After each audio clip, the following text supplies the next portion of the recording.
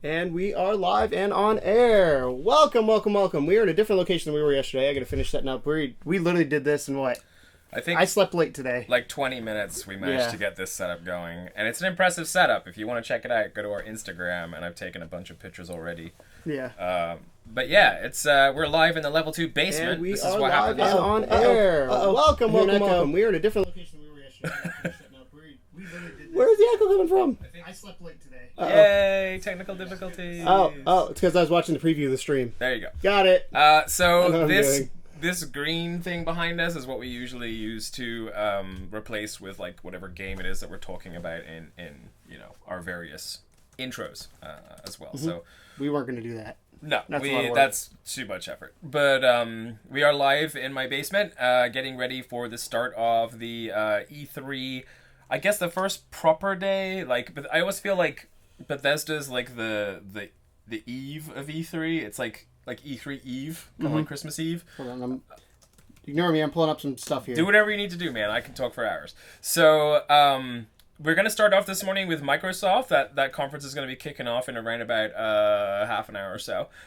We'd like to have a little bit of a pre-chat about it and kind of the predictions that we're expecting for those guys.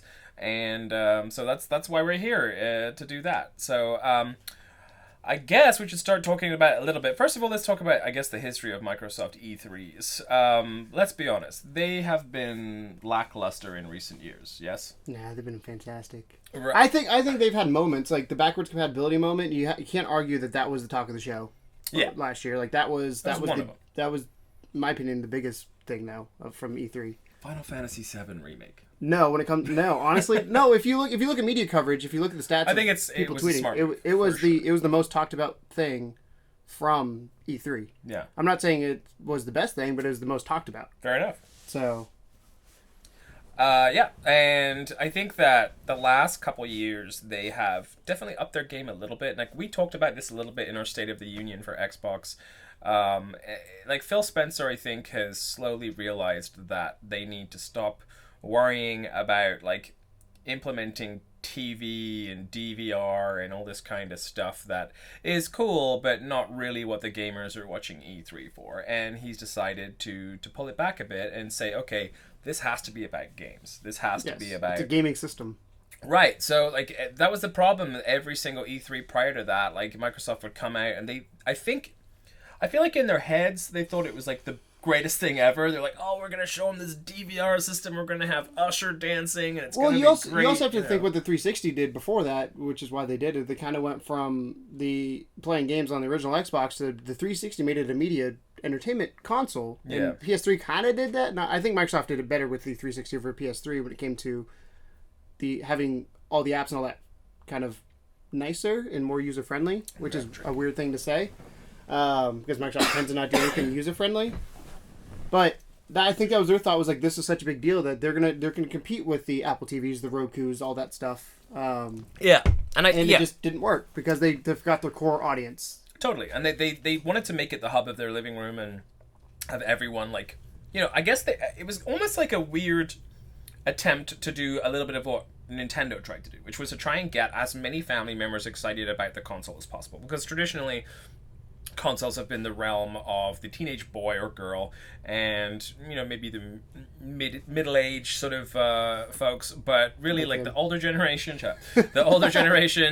and definitely the really really younger generation never really latched on to those style of consoles. So what Nintendo did was just basically make a gaming console that would be easily played by all ages. What Xbox tried to do was try and make a gaming console that did other things, so that mom and dad might want to have the Xbox in the living room so that they could do some of this cool like TV stuff that they had going on. And then they had the Kinect as well, which made it a little bit more family friendly. I love the Kinect. A lot of people hated it. I actually think it's a cool piece of technology. So, fun story about the Kinect.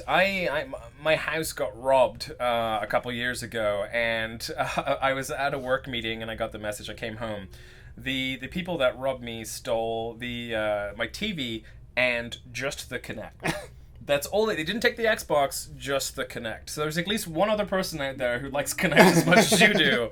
Frankly, if he'd have knocked on the door and asked for it, I probably would have given it to him. But And I think that now anyway they're starting to realize that it's not about that anymore. It's about the games. They're coming out wearing like I remember Phil Spencer wearing the Limbo shirt and stuff when he came out, and they're definitely in a position where they're trying to reach back out to gamers and say, look, I'm sorry we cheated on you with TV, but you guys are our heart, and we really want to give you these great games. So, and I think once Phil took over for, what was it, Matrick? Yeah, when Matrick left a train wreck when he left. For sure. And look what he did to Zynga. Just saying. It might be the person.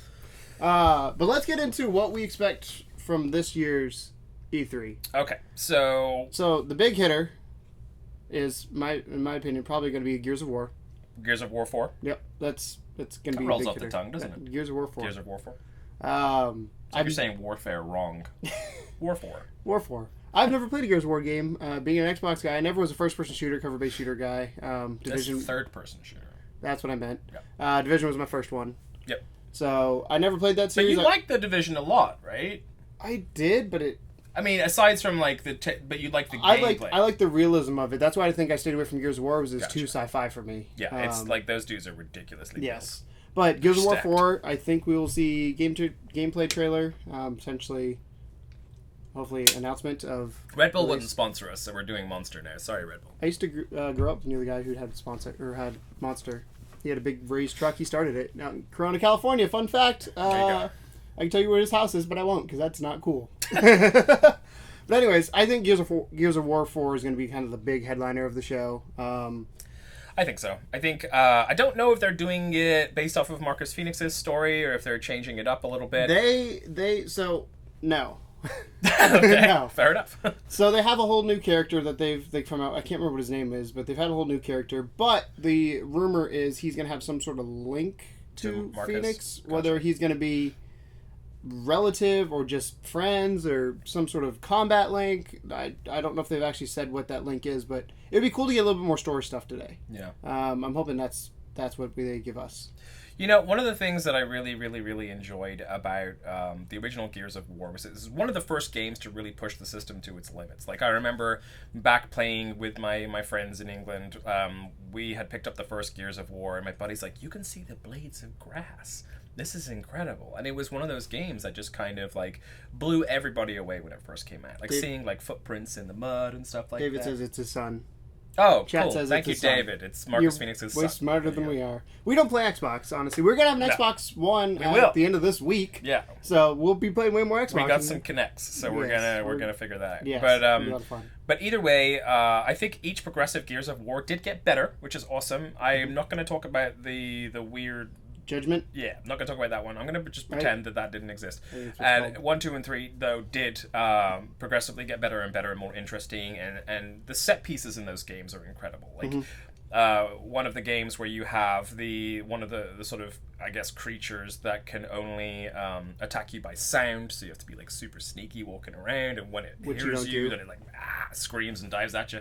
That's what we want to see from Gears of War. Let's see some set piece moments. Let's see some incredible new enemies, and let's see it push the graphical limits of the system as far as they will go, because that's what everyone wants from Gears. Let's see an Uncharted 4 on Xbox. Yeah, totally. Let's make it Uncharted 4 level graphical quality with the big bang and story that the original Gears of War were known for, and I think that'll be a really good setup. Yeah.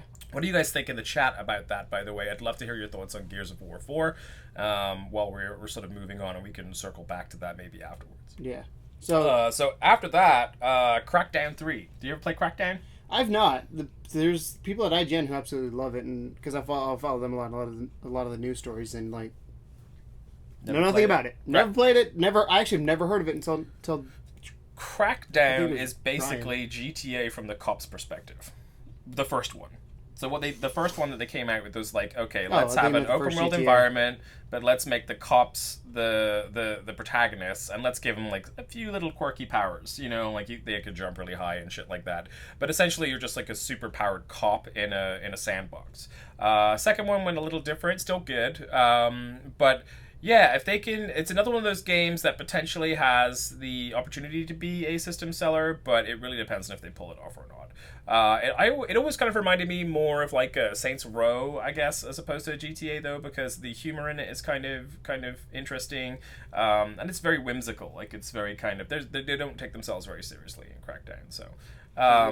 Yeah, that's one that I expect we will probably see. I think they teased it a while ago, so I can definitely see them actually having some gameplay on that, which would be really cool if they come out with Gears of War and Crackdown. Like, that's two very big titles that would be fun to see right off the bat. And release dates. End of the year. Yeah, end of this year. Let's not push them out to next year, guys. That would be nice. That would be. The one game I'm looking forward to, probably the most out of any of them, is, I think you can guess which one it is, but no? Cartoons? Cuphead. Oh, Cuphead. So Cuphead, I'm actually very excited for that. So I'm stoked for that. One of the reasons, or not one of the reasons I want an Xbox. I guess one of the reasons I want an Xbox One. There's two reasons I want an Xbox One. 3, Halo 5, because I was a big Halo fan back in the day, so I've heard that multiplayer is fantastical. Rare Replay, because I'm a big Rareware fan, and I can't wait for Rareware. Can't wait for Ukulele, and then Cuphead.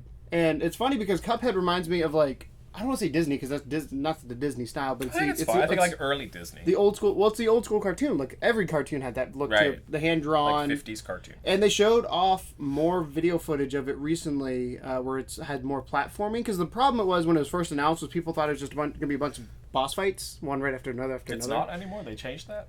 They're still there, but there's things in between those. Oh, okay. Like there's a platforming based system to it, and as you know, I love my platformers. I love my 2D and it's, again, indie games. For whatever reason, I've gotten on this indie game kick, and I love indie games. Like, when EA announced the EA Originals, I was just thrilled. Yeah. Like, you liked Faye a lot, didn't you? I did. It looked cool. I don't know if I'm actually going to like the game, but it looked cool. It's one of those things where I want to play it, but I don't know if I'm going to like it. Yeah. But that's what to me, an indie game should be, is Cuphead, like, it has a cool art style. Gameplay, who knows? It could be the shittiest controls. We don't know. Yeah. But I'm hoping to see more information. I'm hoping to give an official release date on that. I think the art style alone for Cuphead gives it some props. Yes. Like to be able to create a game that actually looks like a living cartoon from that era, like perfectly, like absolutely identical to a cartoon from that era, is very impressive. I like the idea of it being boss battles, a lot of it. I'm a big fan of Shadows of Colossus. Shout out to that team. And, that was one of those games where it was just like, I think it was like 13 to 16 just bosses, just back to back to back. But not having a lot to do in between was a little weird, so I would be stoked if they could add in some platforming and things like that. That would be kind of cool. Yeah, I kind of want to see, because they showed off the boss battles and they showed off the platforming. I want them to kind of show off like a gameplay slice of how they connect. Yeah. Obviously, I'm thinking, because in my head I'm thinking like Mario style. Like, think of a castle in Mario. You're going through that level, you're platforming, and then at the end you see Bowser. I mean, that's what I envision this game being. But no turtles. Yeah, no turtle. Maybe. Who knows? Maybe some turtles. We don't know. Some Teenage Mutant Ninja Turtles. Yeah, no, that's licensing. They don't have them. They're indie. They don't have money for that. There's also Sea of Thieves. Yes. Another. I mean, and I know that you must be a little bit excited about that because of the developer, which is Rare. Rareware. Rareware. Actually, it's now I think Rare Limited. It used to be Rareware. So I know you're a little bit excited about that one too. I am. It's interesting because let's talk about Rare for a second. Rare back in the 90s, as a lot of you probably know, was before Keegan was alive. I was alive. I loved it. You were a little bit. First Rare game I ever played was Donkey Kong Country, like a lot of people. But Rare to me is one of the greatest developers. Banjo-Kazooie, like I said, Donkey Kong 1, 2, and 3. Diddy Kong Racing. Yeah, I mean they do that. Yeah, I feel like they did. They did. That was the first Banjo. First game Banjo was in. There you go. Before he had his own game. Yeah. Didn't know that. Yeah, well, fun fact. You learn things on here. But no, Rare. So in the 90s, slightly in the early 2000s, Rare did Perfect Dark, and they did 007 and GoldenEye. I can't say 007, it's GoldenEye. But then Microsoft bought them. I want to say Microsoft sunk a few that years ship ago. hard. I would say 2007, maybe. Yeah. I might be wrong on the year. But they bought them and they used them for Kinect, which was a cool idea.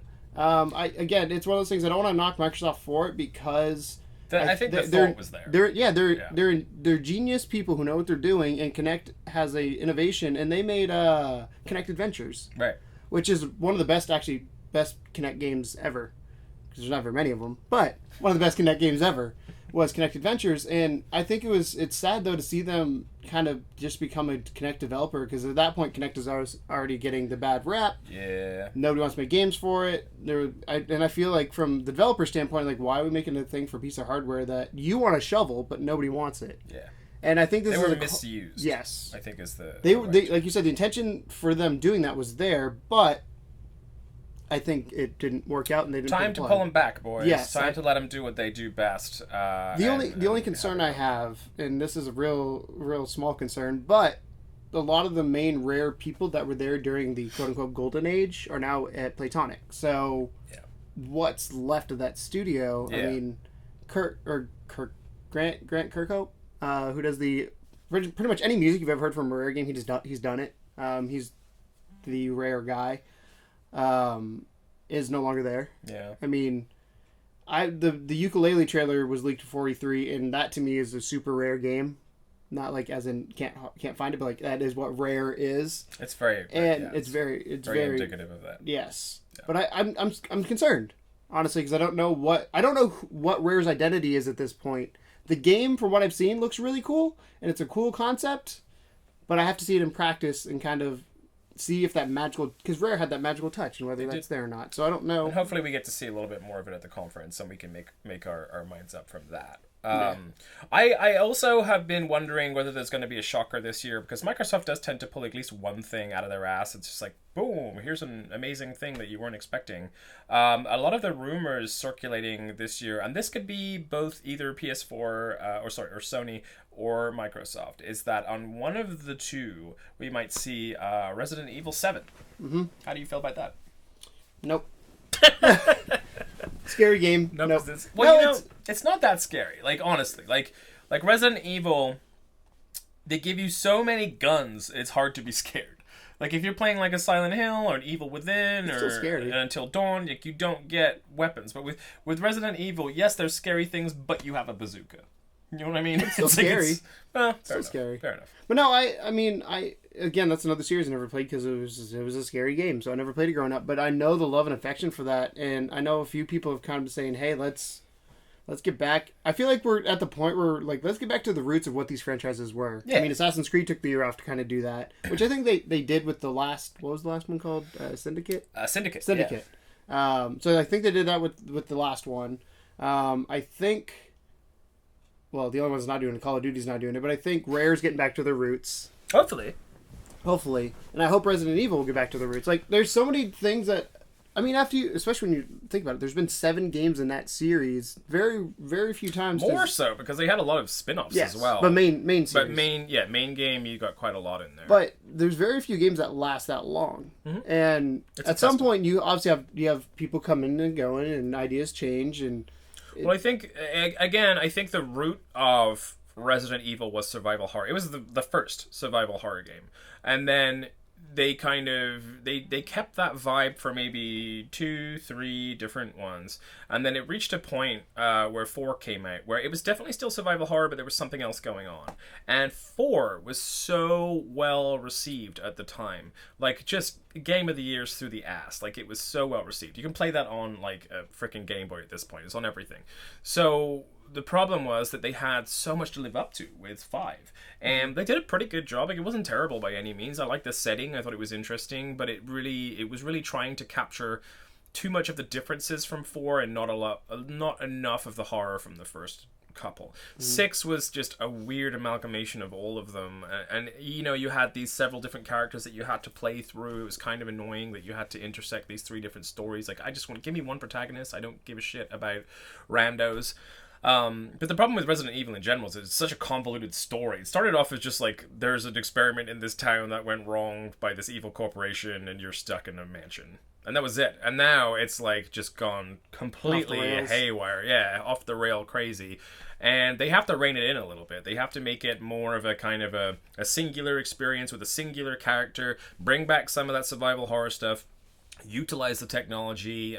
We want to see some lighting and some jump scares, and maybe some instances where you're not giving us bazookas to take on everything, but just kind of like having to build up to that point and maybe just give us a bazooka for a boss or something like that.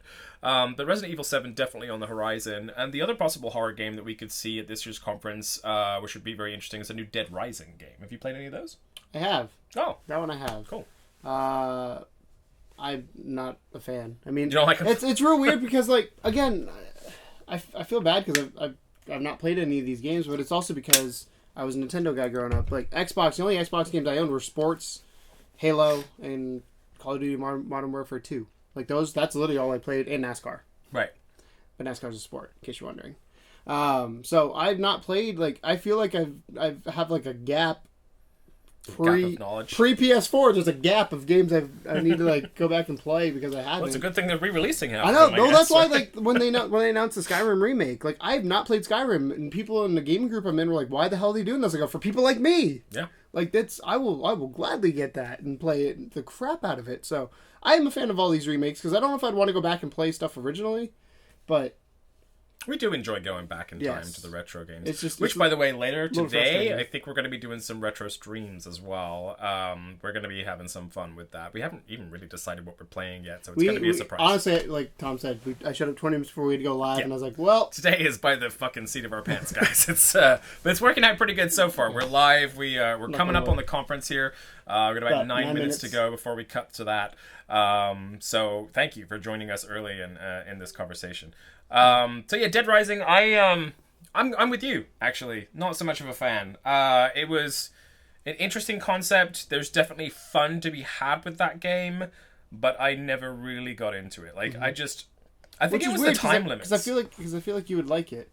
Yeah, I think it's the time limits, though. Like, I liked some of the concepts. I like being able to create these crazy weapons to take down the zombies with, but I think the time-limited missions really fucking hacked me off, like you only have this much time to do this mission. Fuck off. I don't want to have if you're giving me a big sandbox full of zombies and weapons and things to play with, you can't tell me that I have 20 minutes to do this shit. Like, no, I am going to take my fucking sweet time and destroy everything on the way. So yeah, if they could get away with taking away those time limits maybe and make it more of a kind of a free-for-all, or even just expand it a bit more past like this kind of small area and make it like let's have like a GTA-sized city with zombies everywhere. And give me all the shit, multiple malls to go into to get like shit to make. Then let's talk. Then maybe I'm thinking, okay, a time limit might not be so bad in a game this size. Yeah. But we never can tell. Speaking of NASCAR. Oh yeah. Forza. Oh. I was thinking the NASCAR game they announced. No, Forza. Yeah, Forza's coming out for Xbox. I don't know if they've given a release date yet or not, but. They announced the new NASCAR expansion. They have to, because they announced the NASCAR expansion. There you go. So there you go. There you go. I can't wait to kind of see, because, NASCAR expansion is dumb. Because it's like half the tracks and half the cars. I'm like, if you're going to do it. Don't half-ass it. But anyways, I was actually never a big Forza fan. I own, which one do I own? 3? 2? I own one of them.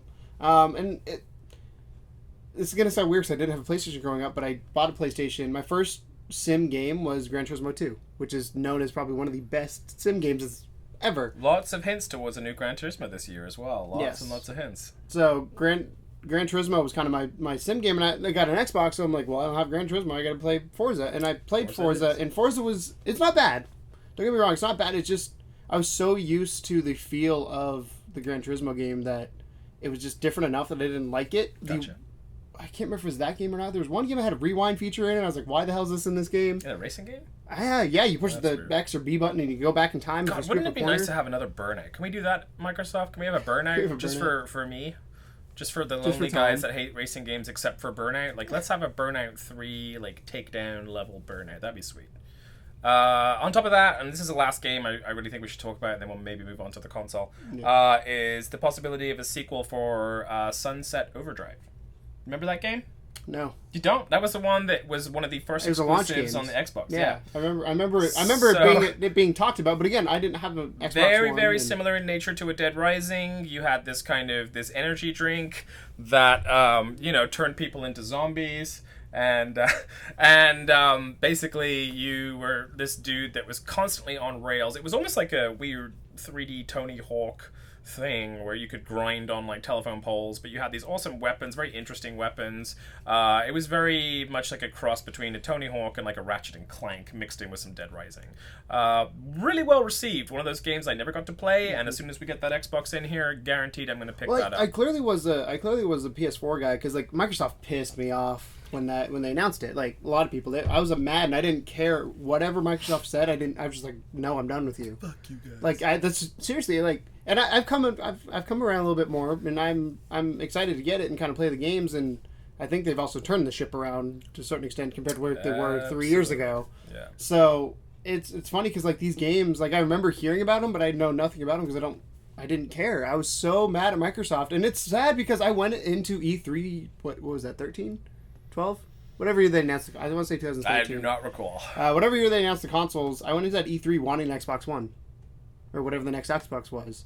The reason I didn't, there's two reasons. One, my coworkers play on PlayStation, and Microsoft completely obliterated their conference. Yeah, they don't do that again this year. They Microsoft made a ton of really shitty decisions. And speaking of shitty decisions, they also are potentially going to be releasing one of those weird update consoles that we've been hearing so much about recently. I've gotten a little bit less angry about that. Really? I'm still pissed. I'm still angry, but I'm less angry. The reason being, for somebody who's not owned a console yet, it's a great deal. If you look at it from that perspective. Okay, if you haven't jumped on for those early adopters, it feels like you're getting kicked in the ass. Yeah, if you haven't jumped on the gravy train, it's a good selling point for sure to get you guys to pick more up.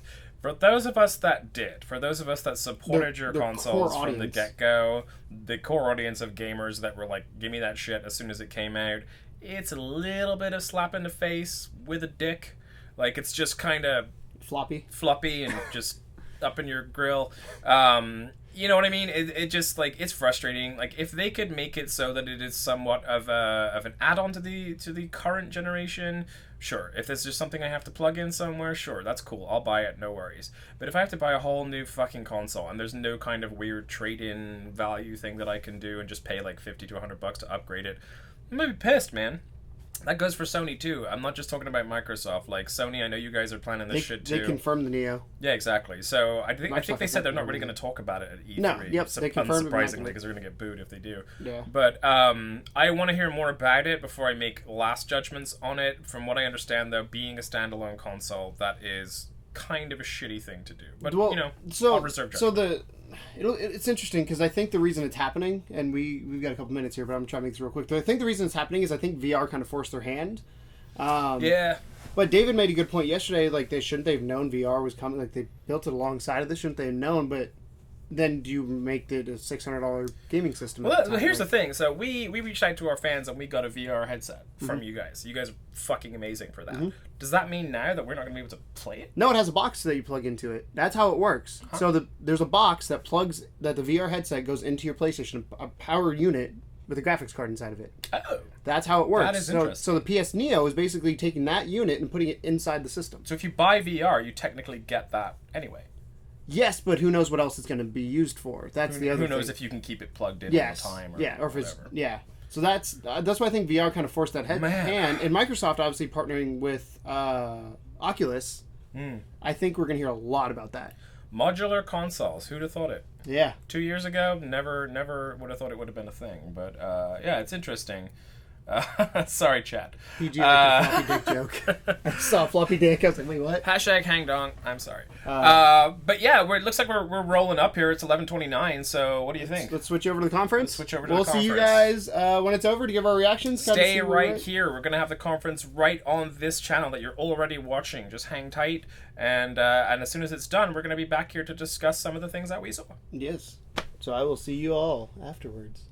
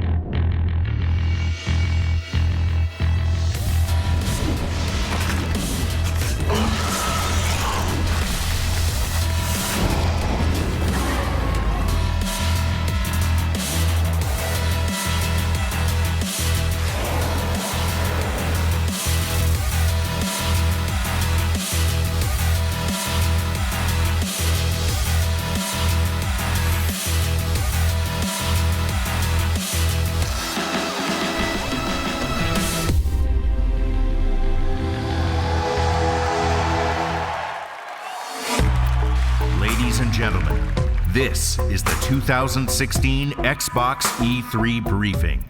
Please welcome the head of Xbox, Phil Spencer.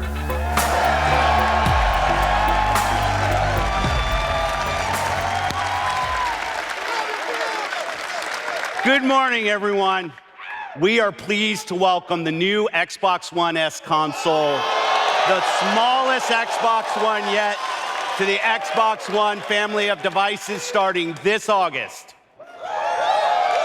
On behalf of Team Xbox, I'd like to welcome you to what I believe is going to be a special show for us, our fans, and what we expect to be another great E3 for the industry. Welcome to those of you here with us at the Galen Center, and welcome to the millions watching us around the world. Today, we will show you how we are creating more choice in your gaming experience than ever before. More exciting hardware, more innovation on Xbox Live, and of course, more exclusive games. So let's kick things off with one of our most acclaimed game franchises in history.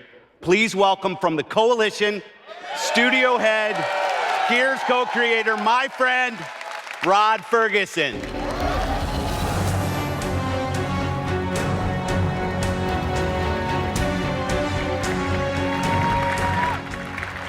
Thanks, Phil. Good morning, everybody. In addition to showing off all that HDR goodness the new Xbox One S delivers, Gears 4 will also be one of the first titles in the new Xbox program, Xbox Play Anywhere. This icon means when you buy the game digitally, you get to own it and play it on both Xbox One and Windows 10 PC.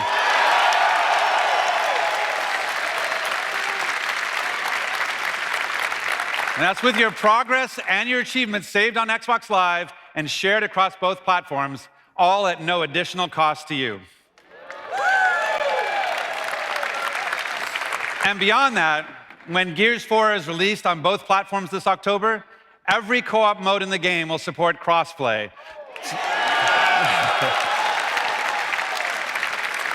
So players on Xbox One and Windows 10 can play together through the co-op campaign, co-op multiplayer, and yes, even the all-new Horde mode. Now, to help me demonstrate the co-op campaign, I'd like to introduce Gears 4 co-star and my friend, the voice of Kate, Laura Bailey.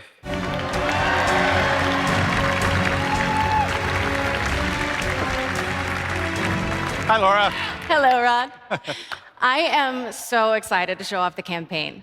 In this demo, Kate's mother, Raina, has been abducted by a monstrous new threat, the Swarm.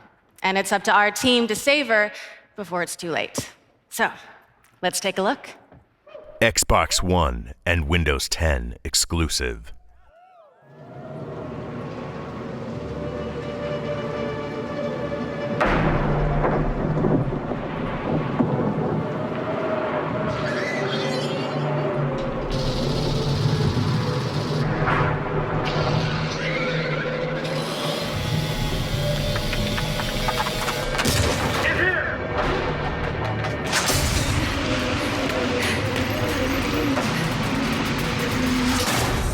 Keep coming. Yeah, and that wind flare is getting worse.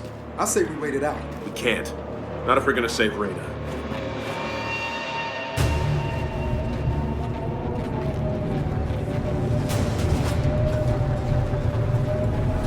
Okay, ready or not, let's get back out there.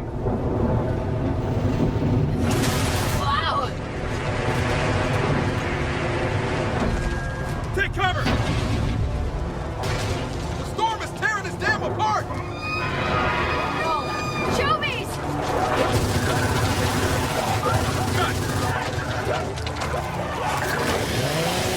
Take it! And now we've got drones! Clear them out! You're done!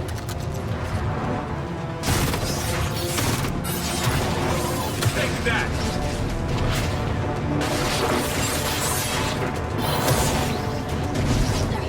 We're clear! Now what? Now we get across! Hold up, there's a turret! Damn it! It's dug in! I can't get a shot! Any ideas? Hey, what about this? What are you doing? That thing's been dead a long time! I know, but I'm hoping its bombs still have a little kick left in it. Hey, use the siege beast and rain some hell down on that turret!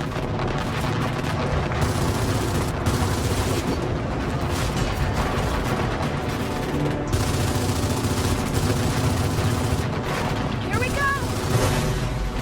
No good, they're duds! Hey, try popping them in the air! All right, you launch him, I'll shoot him! Oh yeah! They still got some kick! Well, get ready, because here comes another one! Turret's down! It has a little too much kick! Look out! I can't believe that worked! Come on, let's go!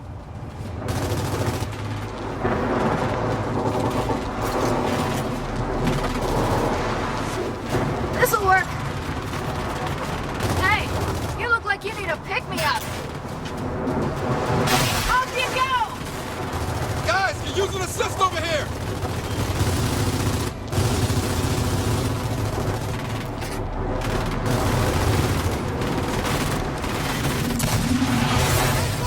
Your ship came in! Hey, help me with this!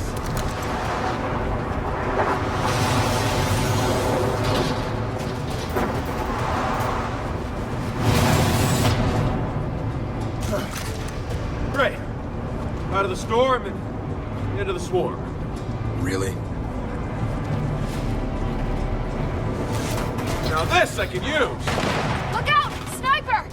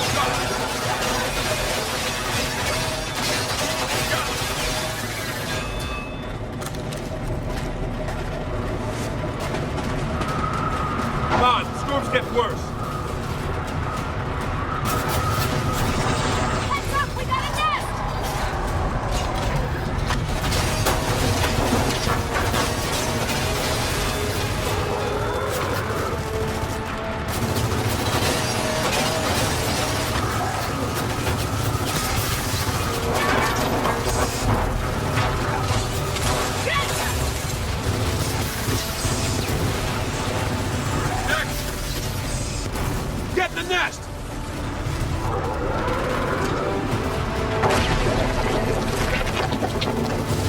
Watch out! All right, get to the next one.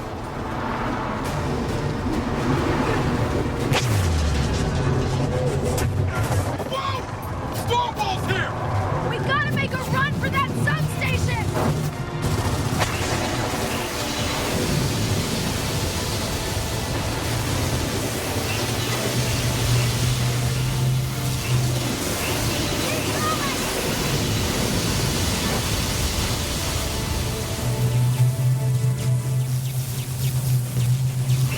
Stay together!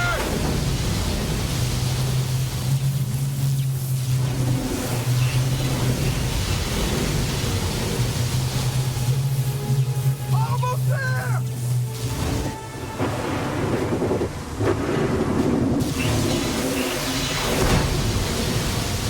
Get back!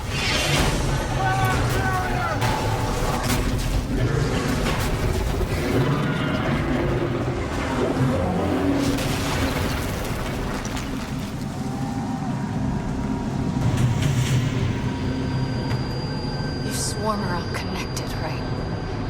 In your hives. Well then, broadcast this. We're getting my mother back. Then we're burning your...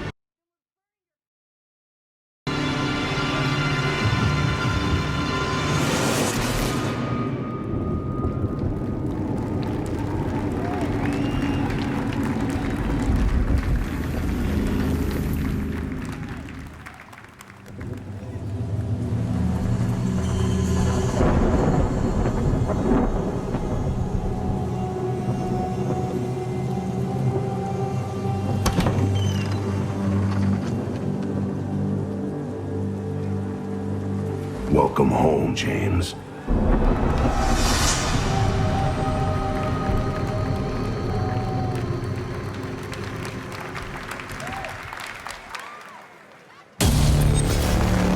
Don't stop! Keep going! Try and dodge this! Anyone else? They're everywhere!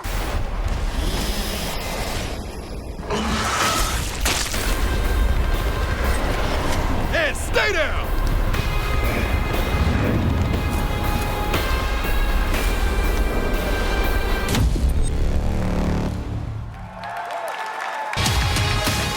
Please welcome Community Manager for Killer Instinct, Rukari Austin. Thank you.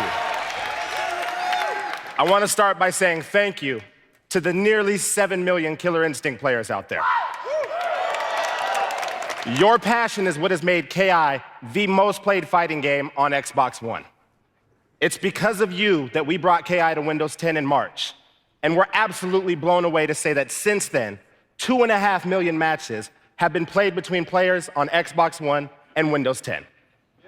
It's also because of you that we've brought in incredible guest characters like Rash from Battletoads, Arbiter from Halo, and we're not quite done yet. So it's time for our next character to emerge, a special gift out there for all those Gears fans, and we're excited to bring him to the fight. Xbox One and Windows 10 exclusive.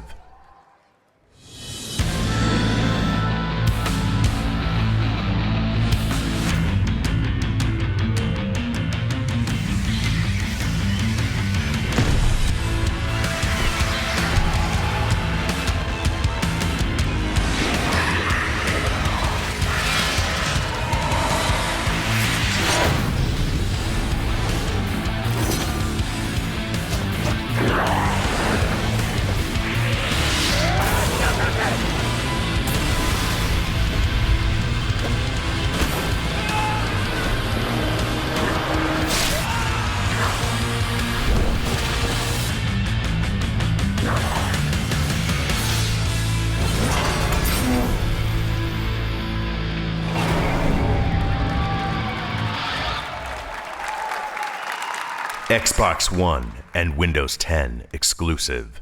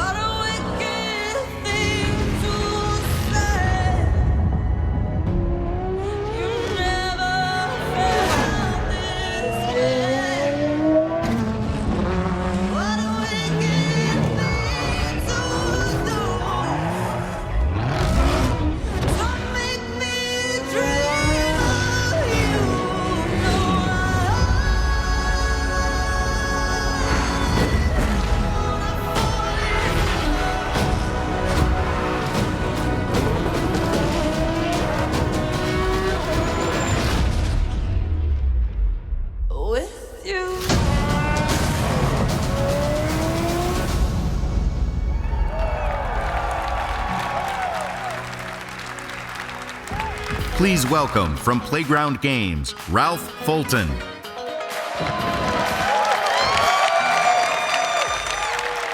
Good morning, and welcome to Australia.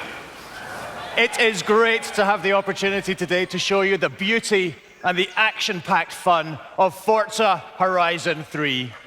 I'm joined on stage today by some of our team who will be showing you our world gameplay premiere. Please welcome Karen, who'll be playing on Xbox One S in HDR. She'll be driving her favorite BMW M4, customized with a wide body kit. Andy, playing on a high-end 4K Windows 10 PC with his favorite steering wheel, will be piloting an off-road racing buggy. And Terence, also on PC, will be driving this 800 horsepower trophy truck, ideally suited for some of Australia's most extreme terrain. And Bill, on Xbox One, is in the new Lamborghini Centenario, the perfect car to open up on some of the game's fastest highways. And we start with Bill, who's putting the Centenario through its paces on the fast, sweeping, and scenic roads of the Yarra Valley. While Karen, in her BMW, is weaving through traffic in a street race along the Great Ocean Road. Meanwhile, in the outback, Terence and his trophy truck take part in an off-road convoy through Ormiston Gorge. And finally, Andy is racing his buggy against an airborne Jeep in one of Horizon's signature showcases, which are back and more spectacular than ever. We have taken the Horizon Festival to Australia. As you can see, it's the largest, most diverse, most beautiful, and most fun open world we've ever built. And it is packed with new driving experiences, with new terrain, with new gameplay and challenges, and with all new vehicle types joining the largest car roster ever seen in Horizon. And Forza Horizon 3 also offers 4-player campaign co-op for the very first time. Now, Bill has invited his friends to join him in co-op so they can race to the beach and help him in his next event. When Bill's friends join, their worlds synchronize with his. Time of day, weather, traffic, and drive avatars. Let's watch them join. With a single button press, Andy can join Bill's session instantly and seamlessly. Like all of Horizon's online modes, joining co-op is just that easy. And Andy and Terence are now in the same co-op session with Bill and Karen and take a shortcut through the rainforest to catch up with them on their way to the beach. And now that they're all together, the race is on.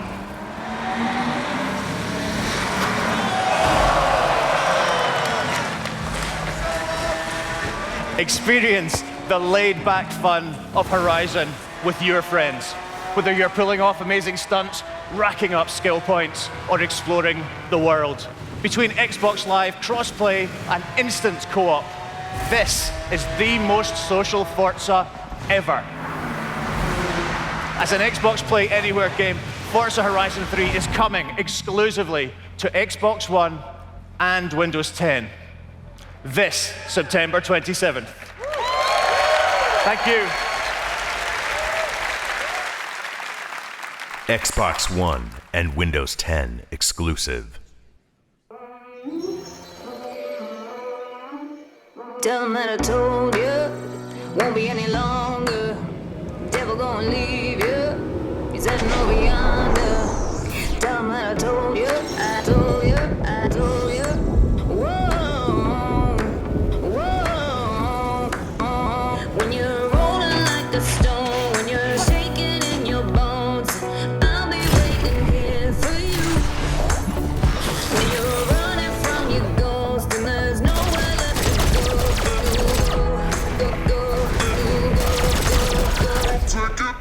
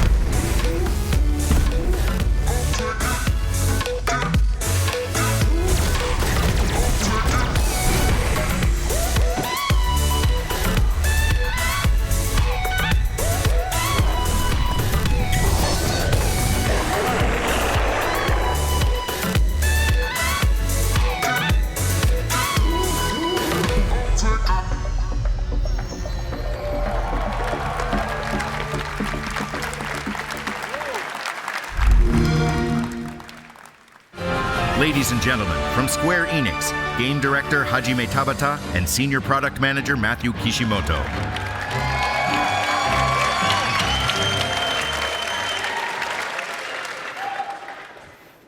Hello everyone. Today, I want you all to see and experience the world of Final Fantasy 15. Yeah. We are excited to show you the first ever demo on Xbox One. It will be played by Matt. Take it away, Matt. Thank you, Tabata-san. Yeah. Before we move on to the gameplay, I would like to explain a little bit about the demo we're about to show. What we're about to see is the trial of Titan. Noctis and his allies are being tested by the gigantic Titan. But while they're fighting, the opposing army joins the fray, setting up a chaotic three-way battle. We're excited to show how fast and fluid the battle system is in Final Fantasy 15, which has never been achieved in any of our previous titles. Now, let's move on to the demo.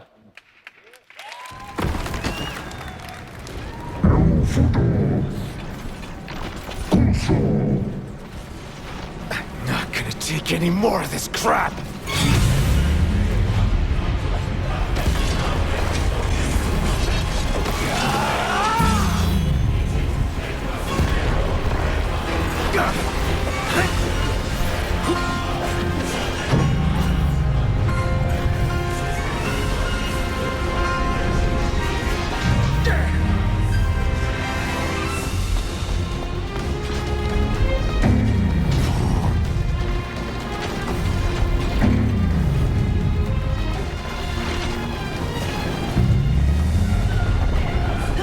Did you miss us? Apologies.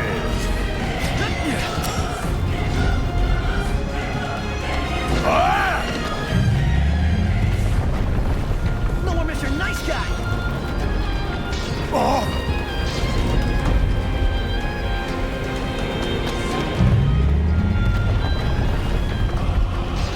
Thanks.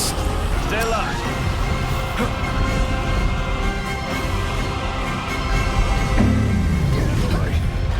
Getting by.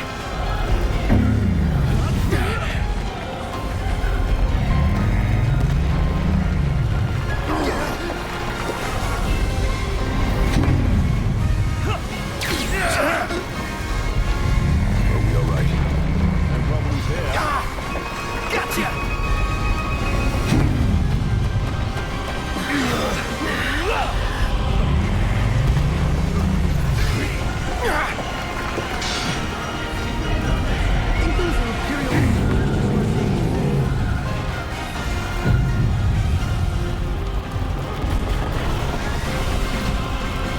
Gladio!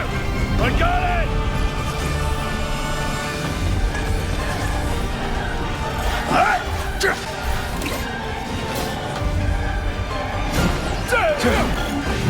Hello.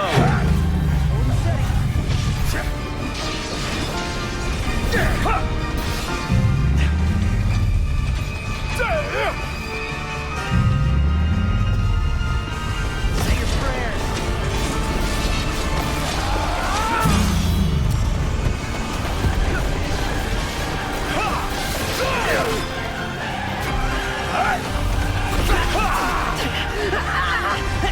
Game's up.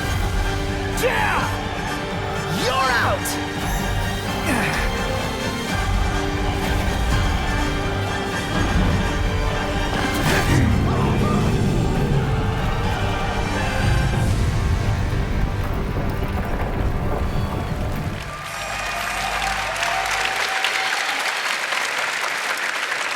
Thank you, Matt.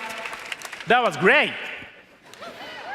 Final Fantasy 15 will be released on September 30th. Thank you for watching and have a great day. Thank you.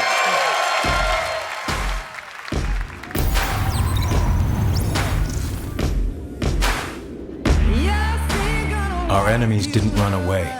They regrouped. They have complete control over the underground of New York, and they're preparing to hit us again. Get ready and take the fight to them.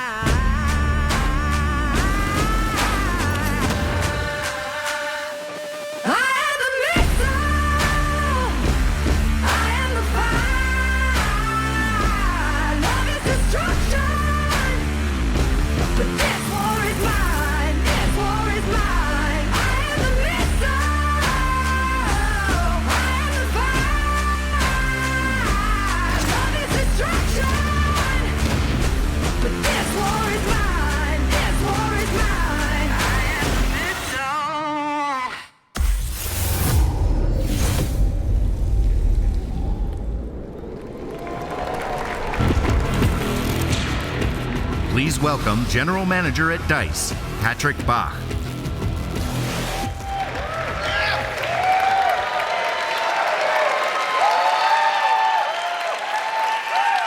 Thank you, everyone. With Battlefield 1, our team's ambition was to deliver a unique and memorable experience for you, our players. And I'm excited by what we have created. It's a truly epic warfare, and it could only be experienced at the dawn of all-out war, World War I. Battlefield 1 pushes the boundaries of gameplay, immersion, strategy, and team play. And the result is the most dynamic battlefield we've ever created. From epic 64-player experiences to dramatic single-player moments, no battle is ever the same. We have combined a variety of weapons and vehicles along with intuitive destruction and dynamic weather to create an ever-changing world. And it's more immersive than ever before. You will be able to play when Battlefield 1 launches on October 21st. But if you're an Xbox player and a member of EA Access, then you'll play it first starting October 13th. Thank you.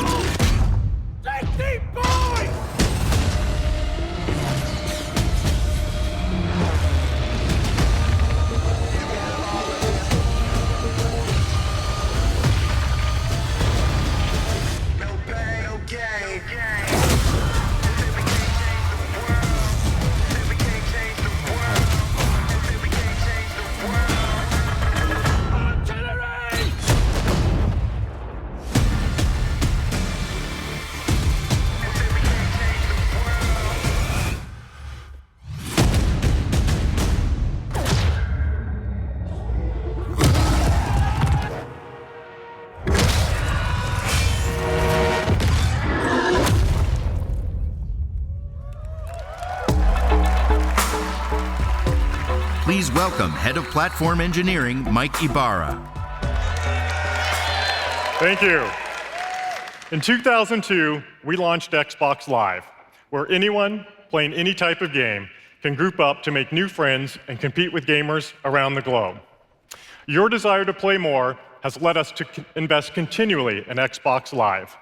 We're bringing more live servers closer to where gamers are, resulting in a faster, more reliable network. Xbox Live was built by the passion of millions of fans. Listening to your feedback is one of the most important things we do. It has inspired us to deliver on Xbox One backward compatibility, to bring you the new Xbox One experience, and most recently, cross-network play to Xbox Live so more people can play together. One of my favorite games, Rocket League, recently enabled this across all of the networks that allow it.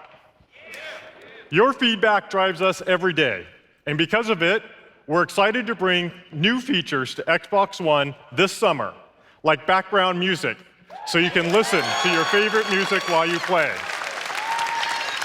Language region independence, letting you choose your preferred language no matter where you live, and bringing the intelligence of Cortana to Xbox One. Xbox Live is available on whatever device you use, a Windows PC, an Xbox console, an iOS or Android device. Now, I want to talk about 3 of the most requested features that will be coming this fall and available for every game and every gamer. First, Xbox Live has a great diversity of gamers representing different playstyles, interests, and genres. The challenge is finding people with shared interests and having a place to talk about the games we love. Today, I am pleased to announce Clubs on Xbox Live. Here, you can create communities and meet people you can always go back to that love the same things you do. Drift fans in Forza Motorsport, Minecraft creators, or Division agents right here in LA, and everything in between. Next, you told us it needs to be easier to find the players you want to play with right now.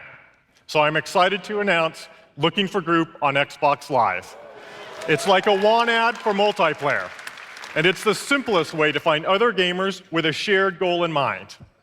If you're a Division agent looking for 2 experienced players to run the latest incursion, or a Minecraft builder looking for architects to build the world's greatest temple, you'll find them on Xbox Live. Finally, competitive gaming has always been at the core of Xbox. Whether you're a seasoned pro or a casual gamer, we want to unleash competitive gaming for everyone. We're excited to announce Arena on Xbox Live, a new tournament platform. It's the easiest way to discover, register, and compete all in one place, where you can compete solo or with your friends in your favorite games. In addition to our Microsoft Studios titles, you'll be able to sign up for tournaments from top publishers like Daybreak, Hi-Rez, Wargaming, and more.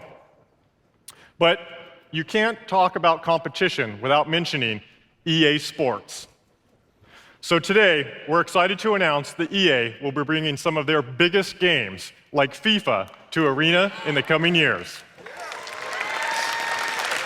So starting this fall, you'll have great places to hang out with clubs. You'll find the people you want to play with using Looking for Group, and you'll experience the best tournaments in Arena. Xbox Live is the place to play. Thank you, and I'll see you online. Ladies and gentlemen, from the Minecraft team, Lydia Winters and Sax Pearson.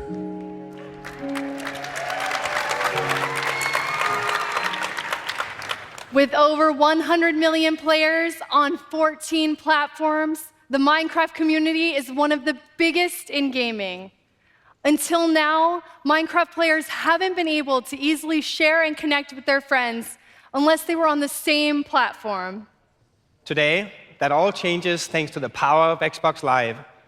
With Xbox Live, for the first time, players across iOS, Android, and Windows 10 can easily play together online and share their worlds with their friends.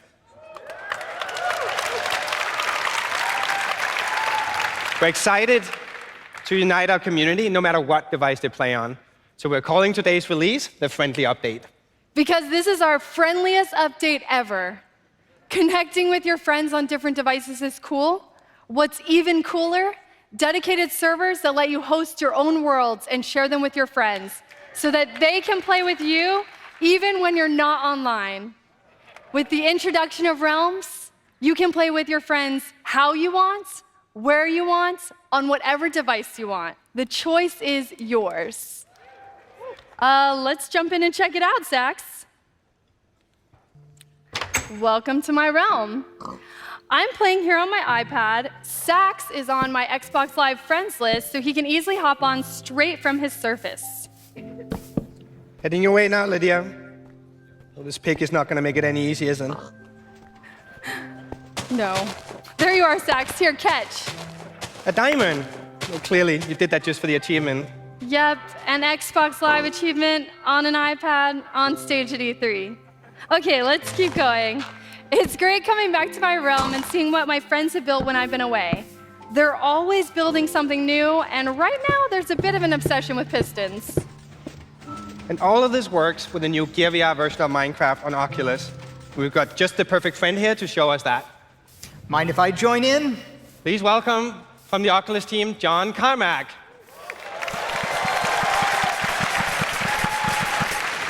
John, how does it feel to be in Gear VR? It feels like you're living and breathing in a Minecraft world. I've said that Minecraft was my grail for VR, and this was the most important gaming application that I could be involved with. The ability to spin around, take in everything, and have the freedom to explore an endless world is what I thought the core of VR was intended to be. So Lydia, what do you have to show me in your realm? Check out what we started building. All right, here we go. Minecart rides in VR are spectacular. Oh, that dragon looks really awesome. I think I'm gonna stay down here. This looks like a good spot to start construction on my mad scientist lair. Thanks, John. It's awesome seeing all of these devices playing together. Xbox Live and Realms are available today and are the first step in our journey to unite Minecraft players on all platforms. But before we go, we wanted to show you something else we've been working on. Let's head through this tunnel and take a look. Today we're also releasing texture packs to Pocket Edition and Windows 10. This modern landscape was built using the City texture pack. Texture packs let you change how any block or character looks in the game. But we want to let players remix anything in Minecraft. And to make that happen, we're bringing add-ons, which are coming this fall. Let's jump down to the rooftop and take a look. Add-ons let players change mobs and animals into something completely new. The aliens on the rooftop used to be zombies, but we modified them and gave them a fireball ability, making them much tougher. Oh no, Sax, did they find your hiding spot? I'm coming over to help. To balance the fight, we've changed the villagers too. Giving them extra style with sunglasses and suits, and we tweaked their AI so they're brave enough to fight aliens with us. So Lydia, now that the villagers are helping us, let's go over and deal with the UFO. Awesome, let's head to the redstone cannon. All right, I'll be right behind you.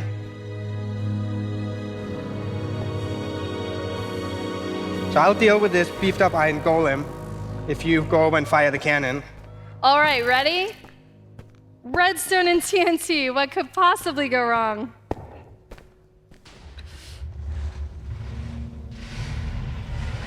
Nice shot. Thanks. Let's get out of here.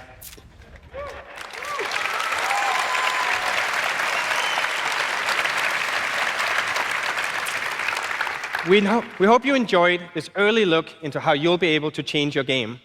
It's just a first step towards a fully moddable future for Minecraft. Add-ons will come to Minecraft, Windows 10, iOS, and Android, and other mobile editions this fall. We're also working hard to bring add-ons and realms to Xbox and consoles next year. Until then, download the friendly update with Realms and Xbox Live. Anyone with an Xbox Live account can sign up right now and try Realms for free on your phone, tablet, or Windows 10. We have more news and new surprises for our community at Minecon in September. Thank you.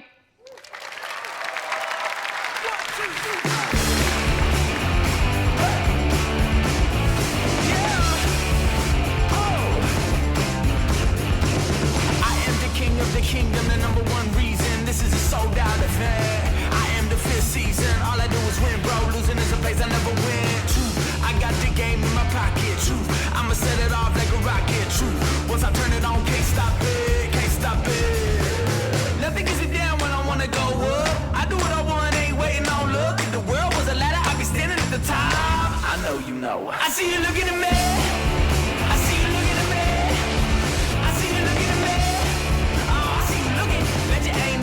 nothing like me. Hey, I see you looking at me. I see you looking at me. I see you looking, but you ain't never seen nothing like me. Hey, I see you looking, but you ain't never seen nothing like me. Hey.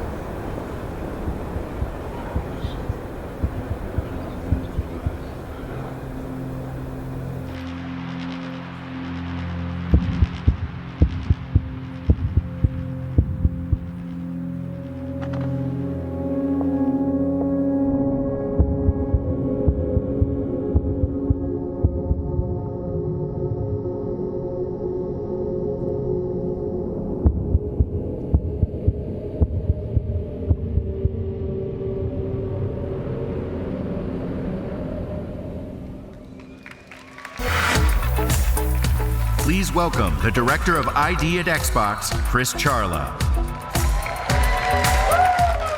Hey, everybody. So one of the coolest parts of my job is that I get to play a lot of games before they come out. I've gotten to play Inside, and I can honestly say it is a masterpiece. It is one of the best video games I've ever played, and I can't wait for everybody to get to try it when it launches on June 29th. And to celebrate the launch, Playdead's first game, Limbo, is going to be available for free to all players on Xbox One starting today. Pretty cool. You know, independent developers have fundamentally changed the way we play games this generation, bringing unprecedented diversity and fantastic experiences to players around the world. And with more than 1,000 games in development for Xbox One and Windows today via the ID at Xbox program, we're really in a golden age. Let's take a quick look at some of the great independent games we're going to be playing soon.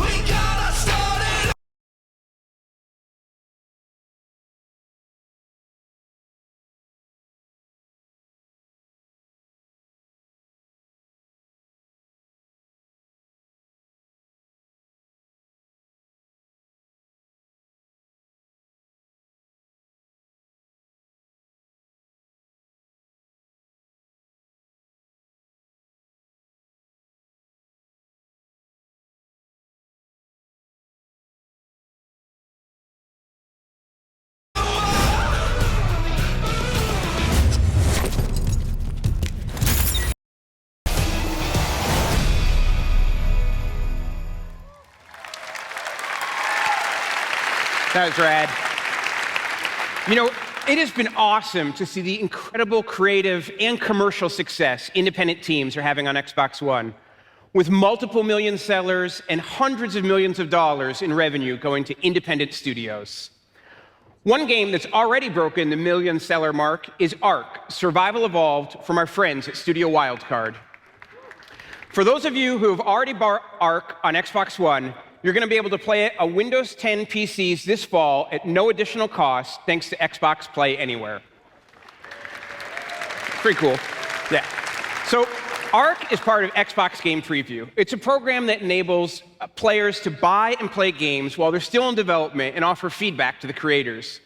The program has been a huge success with both players and developers, and we're excited to have a lot more games coming to Xbox Game Preview soon, including Slime Rancher, The Culling, Everspace, DayZ, and a whole lot more. Now, I'd like to welcome Guillaume Prevost from Compulsion Games to come up on stage and show off a project that's going to be launching into Xbox Game Preview next month. Guillaume?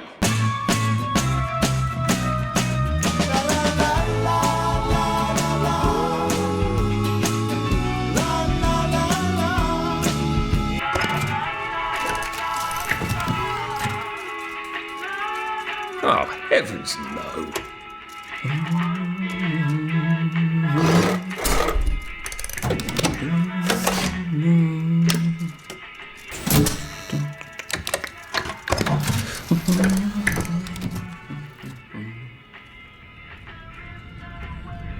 Oh, God.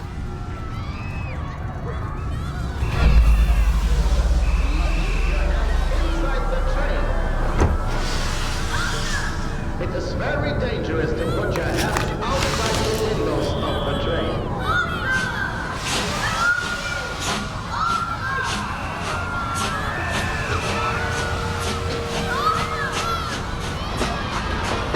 I should just take my joy, shouldn't I?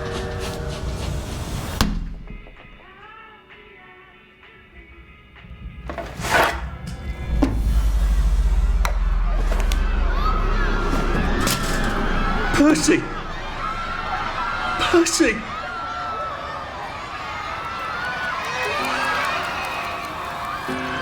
What have you been up to? No one's seen you for hours. Oh, nose to the grindstone, you know. Then why haven't I heard a single whoosh through the door since 10 o'clock? Did you forget we're having Deirdre's birthday party? Oh. We've got a piñata. Right. Brilliant. Of course. Have you forgotten your joy? Of course not. Snug as a bug on a drug. Well, come on then, finish up. Just have a few more pages. I know you're very busy. Then don't take too long to finish. Well, I expect you in the conference room presently. Don't dawdle. You don't want to miss the piñata. Wasn't Prudence supposed to be coming back today? I made her a welcome back card. Do you think the canister wonders what life's like outside the tube? Of course, he'd have to break the tube to get out. That would break it for everybody.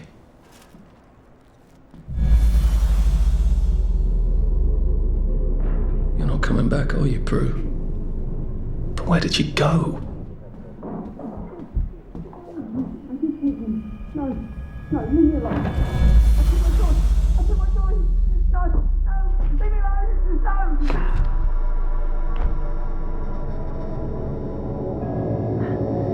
Oh, hi, Arthur.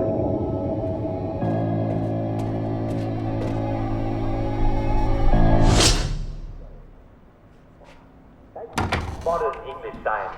We have the perfect fix for the blast. We seem to be a bit behind in our work. Joy. Only you know how much you need. Or just ask a doctor and he'll fix you right up. Even if you've got to ask. But look, there are some things that always work.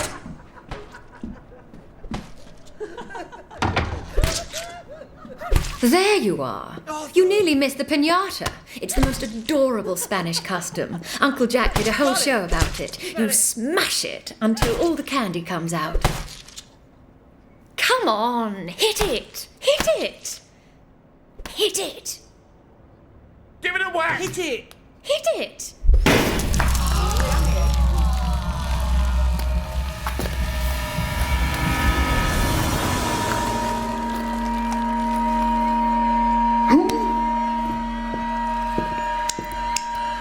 You are off your joy. Take one of mine. Oh my lord. He's a downer. Call security. We've got a downer.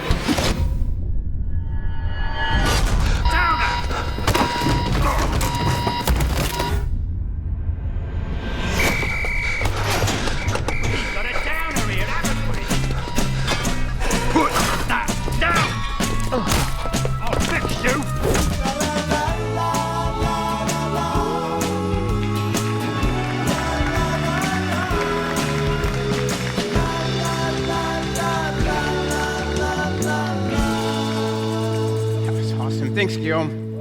That was great.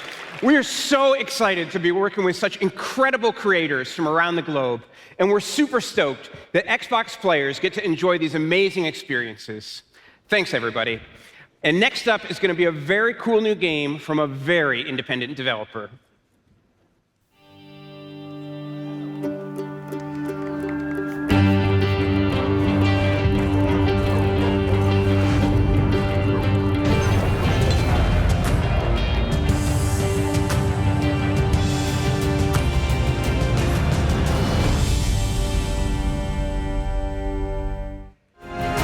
Please welcome from CD Projekt Red, lead designer Damien Monnier.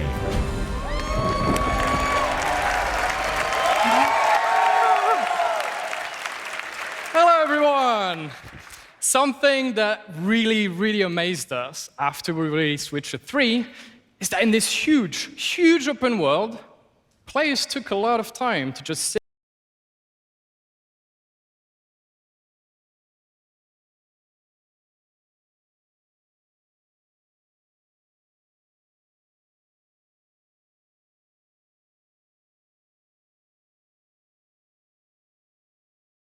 down in taverns and play cards. In fact, they were so excited about the so that they could play with their friends. So we listened to them.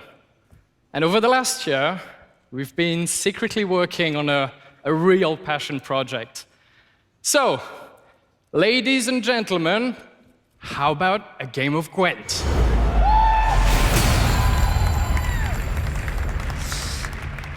Awesome. We've turned Gwent into a full-blown multiplayer experience. And thanks to its crossplay feature, you can battle people from around the world, regardless of whether they use PCs or consoles. And on top of that, we're also creating a monumental single-player campaign. Now, we've kept the core mechanics that make Gwent fun, but we've improved on them, we've added new ones, and we've also redesigned the visuals almost completely. However, the most important thing is, though, that Gwent is still a card game that's based on skill. So it puts you, not just your cards, in the center of things. Now, at its core, Gwent is a clash of two armies on the battlefield, basically. And our fans love the fact that you only get 10 cards at the beginning of a game, and that's your hand until the end. So you have to play smart. You have to bluff. And in some cases, you may even not want to lose a round in order to take the game at the decisive moment. Your deck is the army that fights for you, an army you recruit from among 4 factions, each offering a playstyle and different tactics as well. So first, the Skellige warriors and their mighty berserkers, Northern Realms and their powerful siege engines, the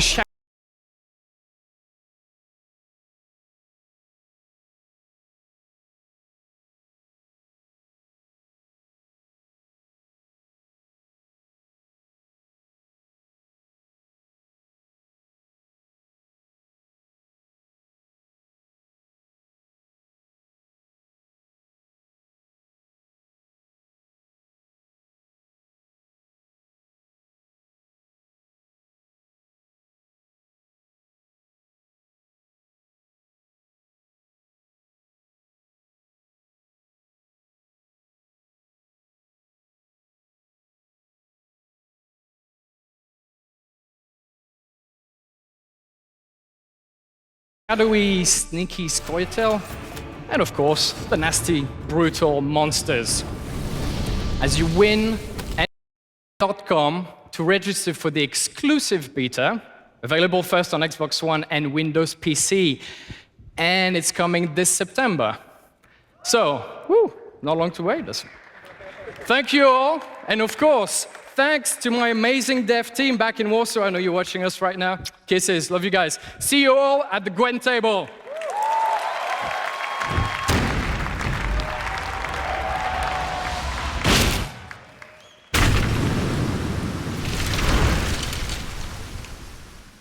Now, ここで和美殿との約束果たそうぞ。和美の名貴様何者じゃ。我は剣を極めし者なり。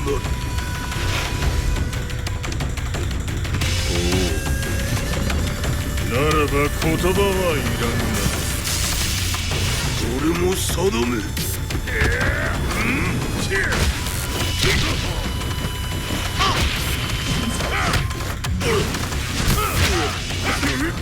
せりゃ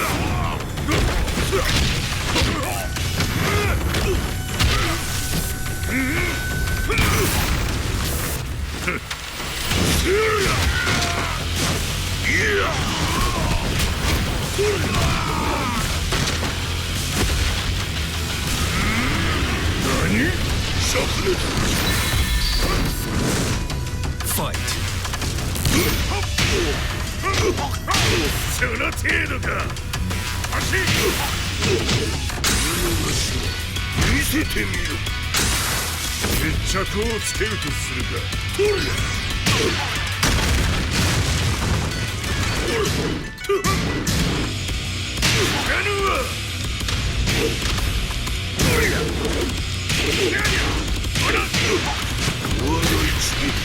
抜けてみよ。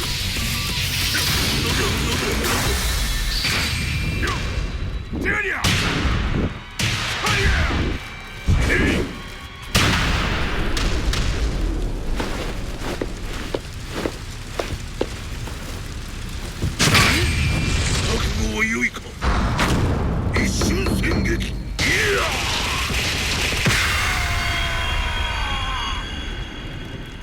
滅卒。なんという力じゃ、貴様。なんなのに。我が名はゴー。覚悟せい。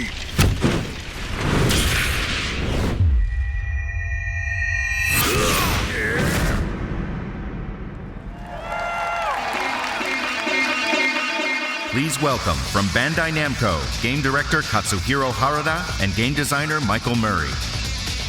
さあ皆さん、Xbox One に鉄拳7がやってきます。Today, we're happy to announce that Tekken 7 is coming to Xbox One. 今作は対戦ゲームとしての進化は無論、先ほどお見せしたようにドラマ演出とリアルタイムプレイがシームレスに楽しめるストーリーモードが搭載されます。Not only will Tekken 7 evolve as a competitive fighting game, as you just saw, there is an all-new story mode that transitions seamlessly from epic narrative cinematics to action-filled gameplay. 発売日ですが、2017年のできるだけ早い時期にリリースしたいと思ってます。今後発表される情報にもご期待ください。I hope you all are excited to hear more info coming soon on story mode and other impressive features we have planned for the game when it ships in early 2017. 最後にいいニュースがあります。本日より1週間、Xbox One 版鉄拳7発表を記念して、鉄拳タッグ2デジタル版を Xbox ライブゴールド会員向けにプレゼントいたします。One more exciting piece of news. All week, we're giving Xbox Live Gold members a free copy of Tekken Tag Tournament 2 via backward compatibility. So download it today and start honing your skills. Thank you, and have a great E3 week! Coming to Xbox One and Windows 10.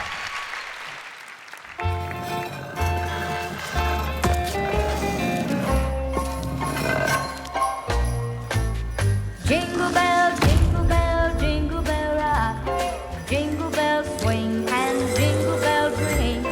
Snowing and blowing up bushels of fun. Now the jingle hop has begun. Jingle bell, jingle bell rock. Jingle bells chiming, jingle bell time. Dancing and prancing in Jingle Bell Square. In the frosty air.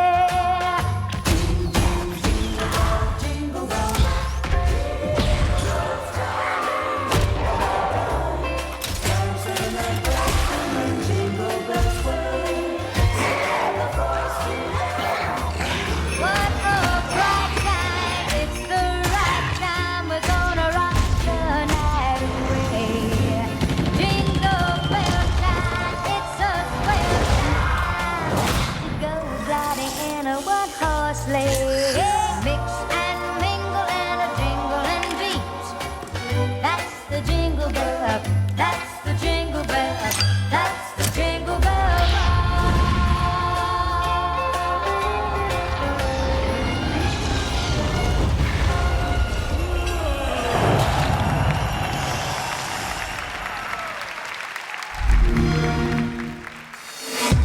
ladies and gentlemen, the head of Microsoft Studios Publishing, Shannon Loftus.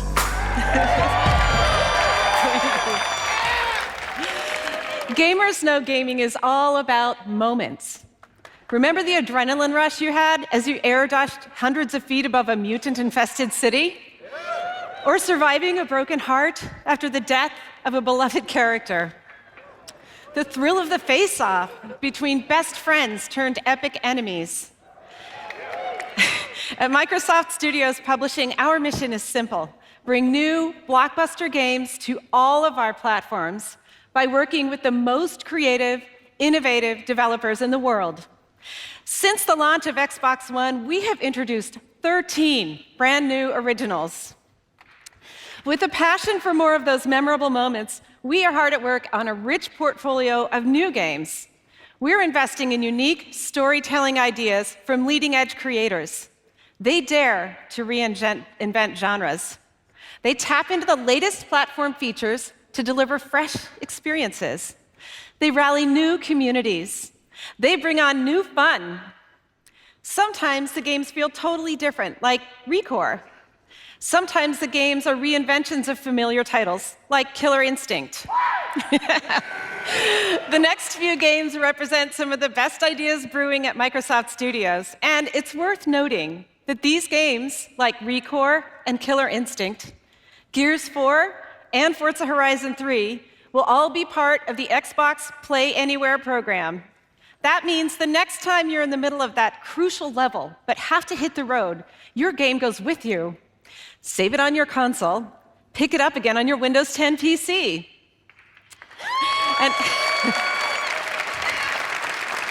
And now, to show you the latest gameplay for one of our biggest releases for 2017, Scalebound.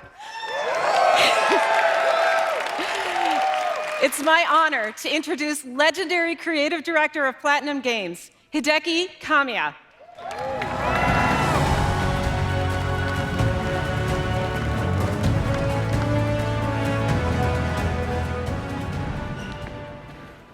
As a game director, I have the chance to share my dreams. I have always wanted to play in a world with dragons and to fight against giant beasts. Today, I'm here to show you the biggest boss fight Platinum Games has ever made. This is Scalebound Co-op. Xbox One and Windows 10 exclusive. Wonderful.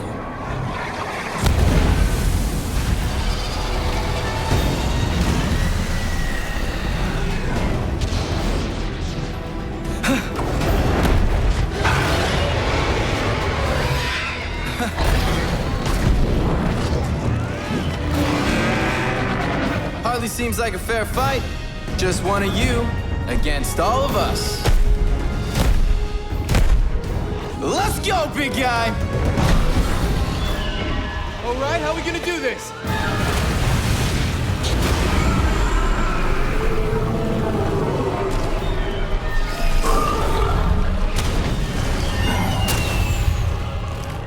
It's too far from my bow! It's getting close! Going up! Okay, let's drop some bombs in this thing!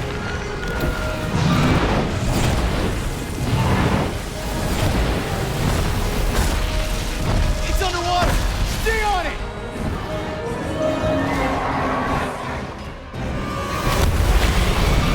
It's back!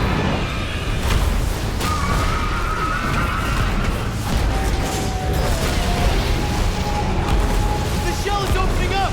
Hit the pink out things!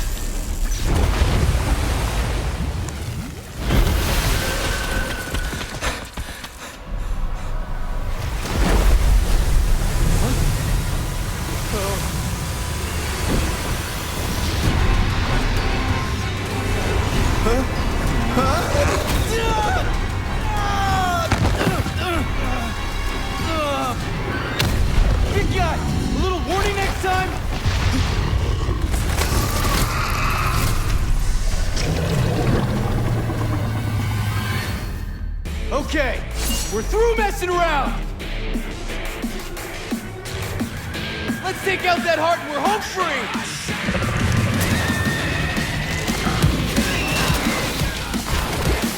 It's spitting poison. Don't get hit.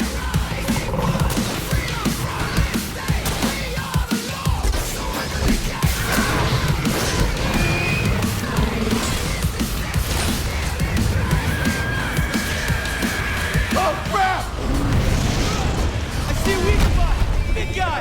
Launch me with your tail!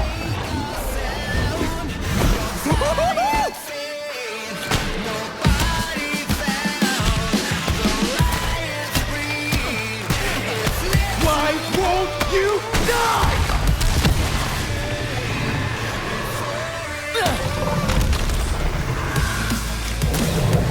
Keep attacking the heart!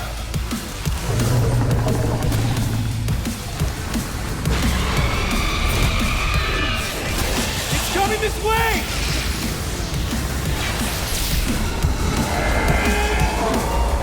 It's down! Let's finish this!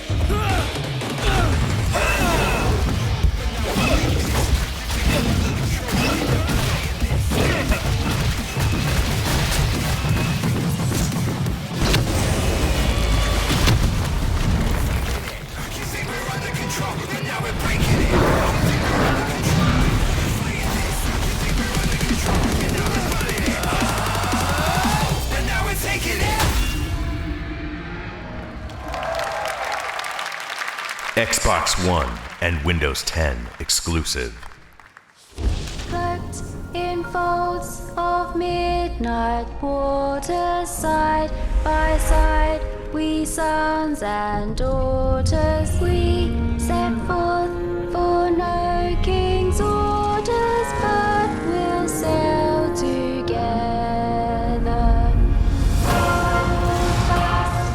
Tides are turning, flames roar. Burning we'll walk, be returning if we sail together.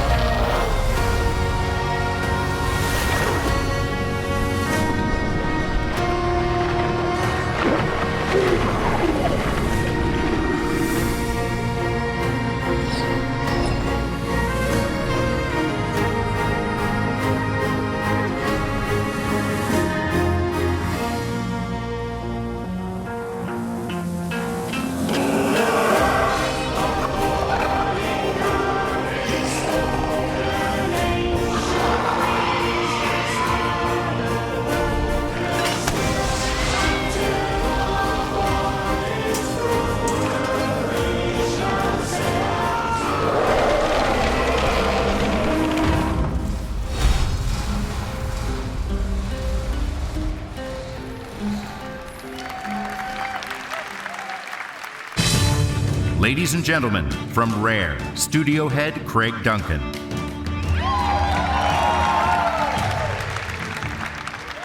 A year ago, we announced our most ambitious game yet, Sea of Thieves. What you've just seen highlights the breadth of Rare's pirate world and the freedom of living the pirate life. In Sea of Thieves, you will embark on fantastic adventures with your friends, where you explore rich worlds in search of hidden treasure, where fantastical creatures will challenge your skill and teamwork, where the potential threat of other players always lurks over the horizon. Sea of Thieves is an emergent experience where you will have limitless adventures. Next, I'm excited to show you a world premiere of Sea of Thieves gameplay.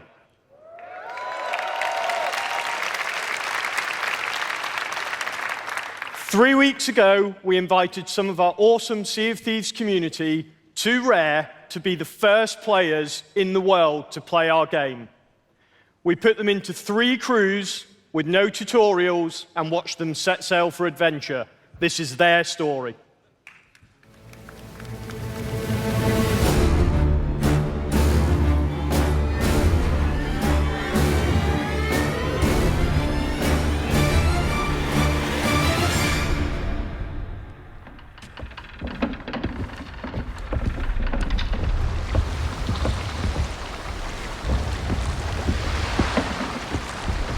Hi, everybody. Oh, hello. Here we are. Stay back. Stay back. Ye foul beasts. There we go, see? That's so cool. Help me out. More people can do the anchor thing. Nom nom nom nom nom nom. The main mast cells still need to go down. Oh, they're down, they're down, they're down. We're sailing! Dude, which island are you going to? Which island? The farthest one in the distance. Are we emptying it? This was the best idea. I don't know. I can usually walk a straighter line than this. Oh my god. Oh, you guys. Oh, okay. Oh no! You're gonna hit that rock, dude. You're gonna hit that rock. I think it's gonna be too tight. Just go. Just go. No, no, no! No! You're gonna sink us. You're gonna sink us. Oh, I found the captain's quarters. This is mine. Mine. Okay, so the sail's blocking my vision, so you're gonna need to tell me where to steer. I'm looking at the water, Chad. Shut up. Guys, We gotta get up! Go to the boat. Go to the boat. Oh my god! Oh no! Raise the anchor. Set the sail. You're leaving me behind. No! Oh, they're right on top. Oh! Oh no! Whoa! Whoa! All right, man the cannon. They're shooting back. Die! Die! No! Yeah! Okay, Mike, you're repairing, right? We're sinking. Oh, dude, we're gonna drown. It's water down here. What do we do? What do we do? I don't know. Bail. We're screwed. We sank up, yeah! No! There's a ship to the left. Oh my god. They're going down, yeah! Let's go.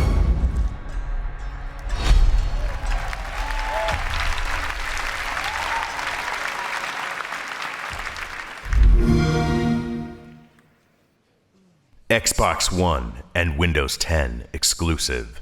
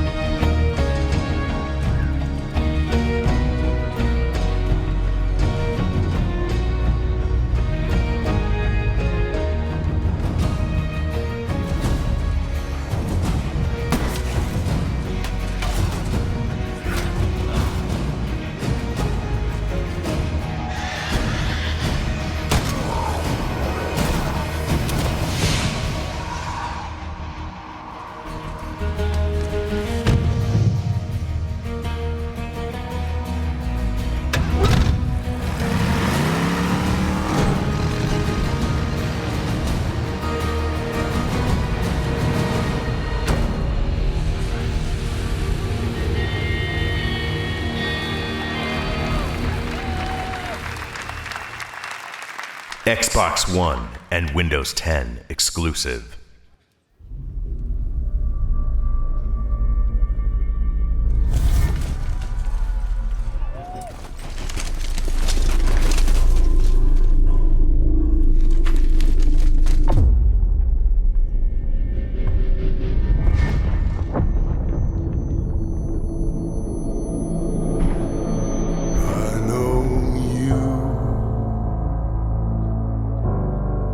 Been here before.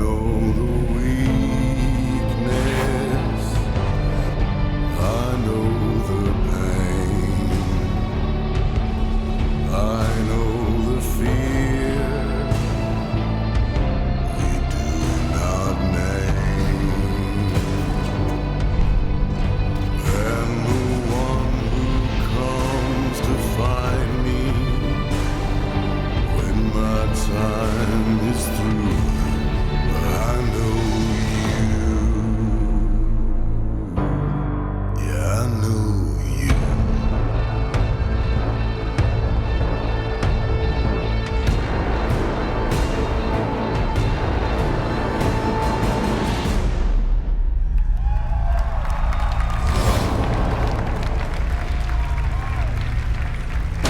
Please welcome from 343 Industries, studio head Dan Ayub.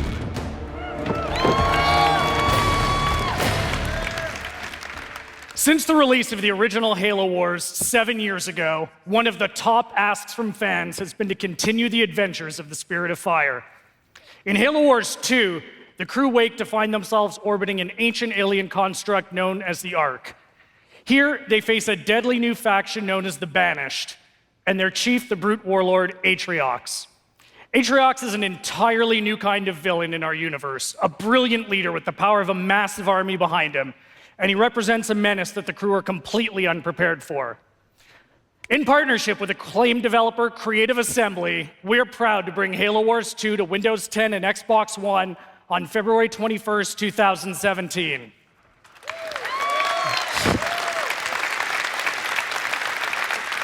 Halo Wars 2 will be an Xbox Play Anywhere title and will be playable here at E3.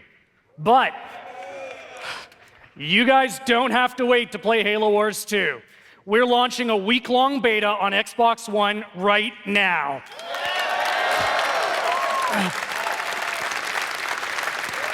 Let's take a quick look at the action that's coming your way with the beta. We'll see you on the battlefield. We've detected a large incoming enemy force. Eradicate them! Bench, ready for assignment. Taking fire! Ghost under attack! Enemy forces spotted. Sending location. Our allies' base is under attack. As I predicted, the enemy is nearly done for. Protect the containers! Push them back!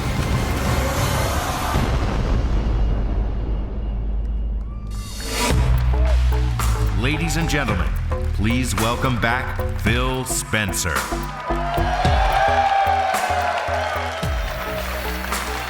"15 years ago, Microsoft launched the original Xbox with the goal of pushing console gaming forward. We offered an innovative new game franchises on a powerful box with the built-in ability to connect gamers together. And that same spirit of invention, connection, and fun inspires us to this day. Now, we see a whole new gaming landscape, one being driven by an unprecedented pace of innovation, transformation, and creativity. You are leading this shift with the way you play today. While the console ecosystem is stronger than ever, most of us play games on more than one device, and it's shifting the way we think about gaming. At Xbox, we want to deliver a world where you have more freedom and choice to play the games you want, with the people you want, on the devices you want. A world where you can play without boundaries. A world beyond generations. At Team Xbox, we believe you should have a diverse and expansive library of games. So today, we announced our biggest lineup of games for Xbox One and Windows 10, along with the Xbox Play Anywhere program that enables you to buy a game once and play it on Xbox One and Windows 10. We believe in uniting gaming communities where you can play, compete, and connect with friends wherever they are. So today, we showed you how Xbox Live is available for developers to use across Xbox, Windows 10, VR, and mobile. We believe in gaming for everyone, where all gamers are welcome, respected, and supported. So today, we announced new Xbox Live features to help you build your network and play your way. And we believe in hardware innovation without sacrificing compatibility.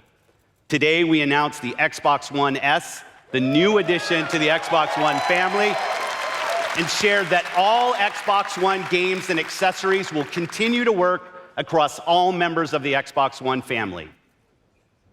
But that's just the beginning. We see exciting opportunities on the horizon, opportunities to unlock new innovation for both gamers and developers alike.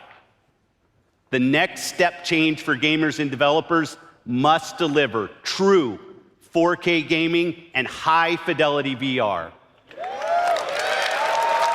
So we've been talking to our friends and asking them what they want to see from us. I'm really excited to share what we've been working on.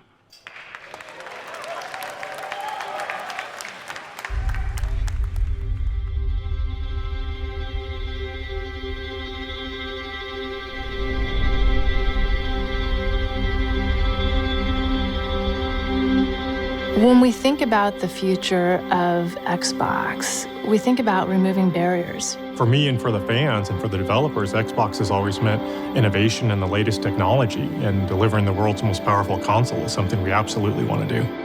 This is the console that developers asked us to build. They wanted a console that had no boundaries, had no limitations. And that technology component to us is what we really need to make our vision and our art come alive. When I saw the specs of this thing, I'm like, wow, I got through to they're really going for it. They're not holding anything back. So we gave the SoC 6 teraflops of computing capability to be able to handle 4K resolutions. Gamers are going to get the most powerful graphics processor that's been put into a game console to date. It's going to make developers happy, it's going to make gamers happy because they're going to get a very powerful GPU out of it. The highest res, the best frame rate, no compromises. You get 4K gaming, true 4K resolution. I can't wait to see what developers actually do with all that horsepower in the box. We can render at 60 hertz. We can render fully uncompressed pixels. These are the highest quality pixels that anybody is seeing. And what we're able to do now is bring that to the console player. My job as a game maker is about immersion. It's about to put you into an experience and let you live that experience. The richer and more accurate those visuals are, the more immersive it is. And if we can get a lot more performance, and I mean a lot more, like with this, we get to much greater and better game experiences as a result. We're moving Fallout 4 to VR, and to have a console that can support that at the resolution and speed that we really want, I think it's going to be magical. This console is 100% for you guys. We read the articles, we read the reviews. It's the We Heard You console. So that doesn't mean that we are leaving the original Xbox One behind. Every single thing that we've done for Xbox One will continue to work. We add to the capabilities of the Xbox One and the Xbox One family without forcing gamers to abandon all the games in the community that they love so much. These two systems are part of the same family. The games will work on both, the accessories work on both.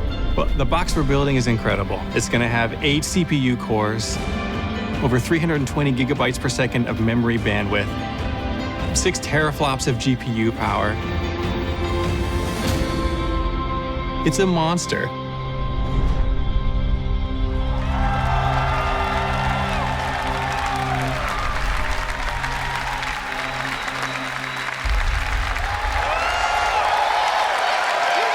Project Scorpio will be the next addition to the Xbox One family, and it is ultimately the next step in delivering our vision for the future of gaming beyond generations.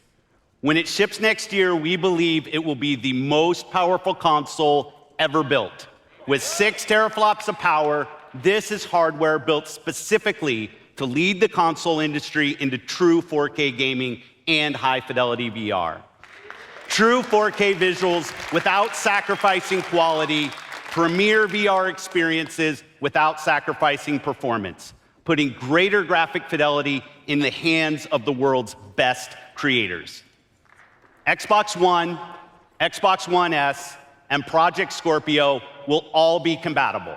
All Xbox One games and accessories will play on all 3. No one gets left behind.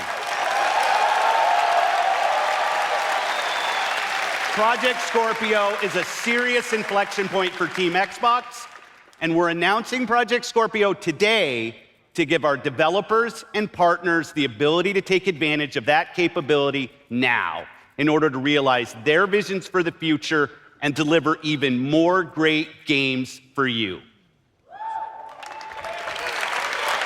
Today marks the beginning of gaming beyond generations. a future full of choice, a future where we can all play without boundaries. Thank you.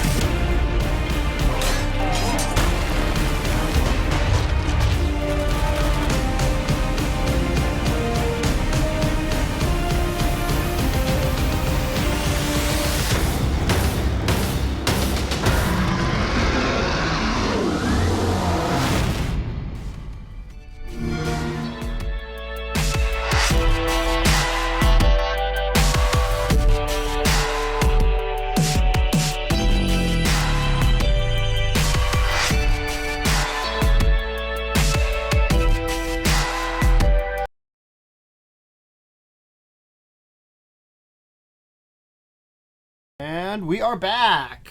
Hi. Hi. That was a long conference. That's the longest one so far. Oh, just kidding. Still got the audio. Still got the audio. It refreshed. Hold on. Give me a second. I'm still new to this whole YouTube thing. We're getting there. We're getting good at this. I think. Oh, did I get rid of it? Okay. And it's gone. Okay. We're good. Are we good? We're live. We should be. Chat, Let's are we find good? out. We're Let us good. know. We're here. Hi. So, yeah, that was a thing. Yeah. That was a thing. They announced a lot of things. That was long, wasn't it? Like, did you feel like that went longer than a typical Microsoft conference? It did. I think it was one of the longest ones. It was almost, I don't know. Like, what, I wasn't really checking the time or anything. Hour and a half? When did it start? 11:30? No, 1 o'clock? 90 minutes? 11:30, and yeah. So that's a big chunk of change there. Lots of things were announced. Lots to talk about, and we're going to do that now. So thanks for hanging out. During the stream, we got up to a good 20 to 25 viewers at one point, which is really nice. If you guys want to hang out and chat with us, we actually have the conversation up on my TV in front of us, so we can see what you guys are saying. Thank you very much for the equipment thing, Blue. Yeah, we worked really hard on setting this all up. But I think what we should start with conversation-wise probably is the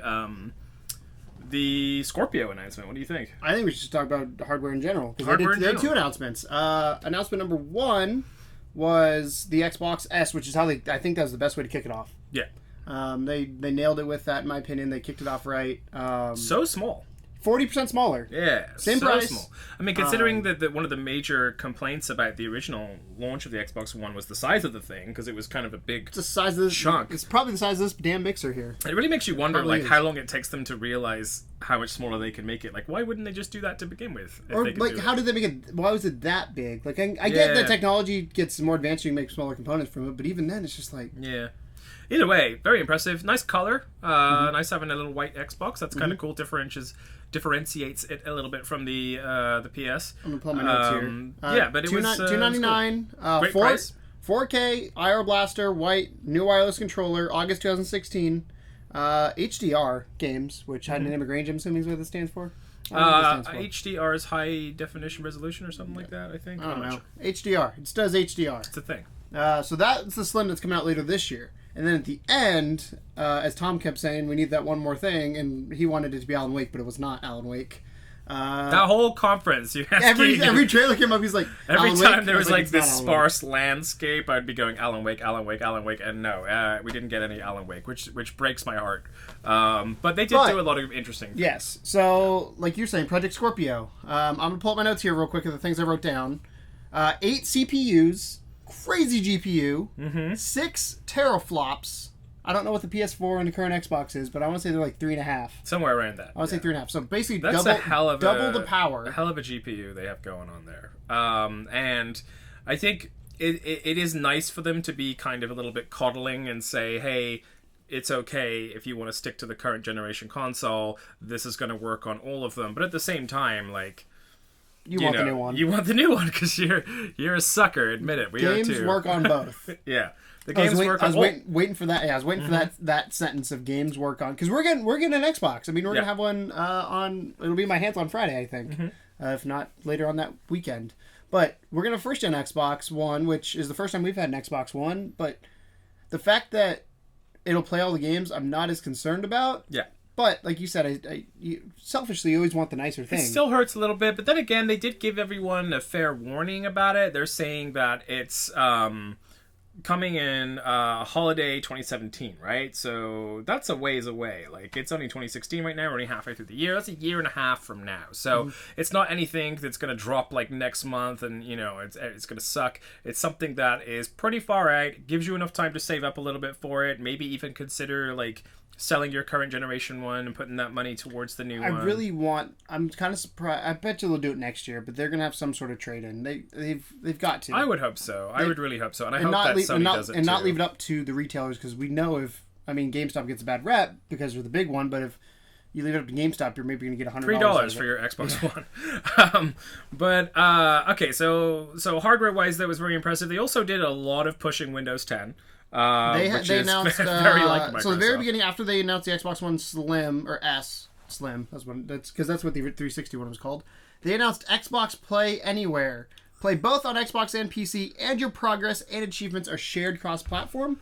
That's really cool if you play on both platforms. I think so. I understand why people would love it. Like, I like the fact that you bought a game on one, you get it on the other. That, to me, is cool, but that's probably only from Windows Store. I think it's interesting for mostly PC gamers that maybe have not dipped their feet in the console waters, but have always been kind of, like, looking at it. Or they want those console exclusives. Yeah, they want those console exclusives, but they can't get them because they're stuck on gaming PCs. Not that that's a bad thing, but, like, we have some folks in the chat. I know Blue is a good friend of ours, and Blue was saying how stoked he is for that cross-play thing, because he gets to play with, you know, other folks that are playing on different consoles maybe, or just gets to experience some of those Xbox games from his gaming PC. So that's cool for folks like Blue and anyone else out there that's mostly surviving off of a gaming PC and hasn't really dipped their toes in the console world yet. It's a nice little thing.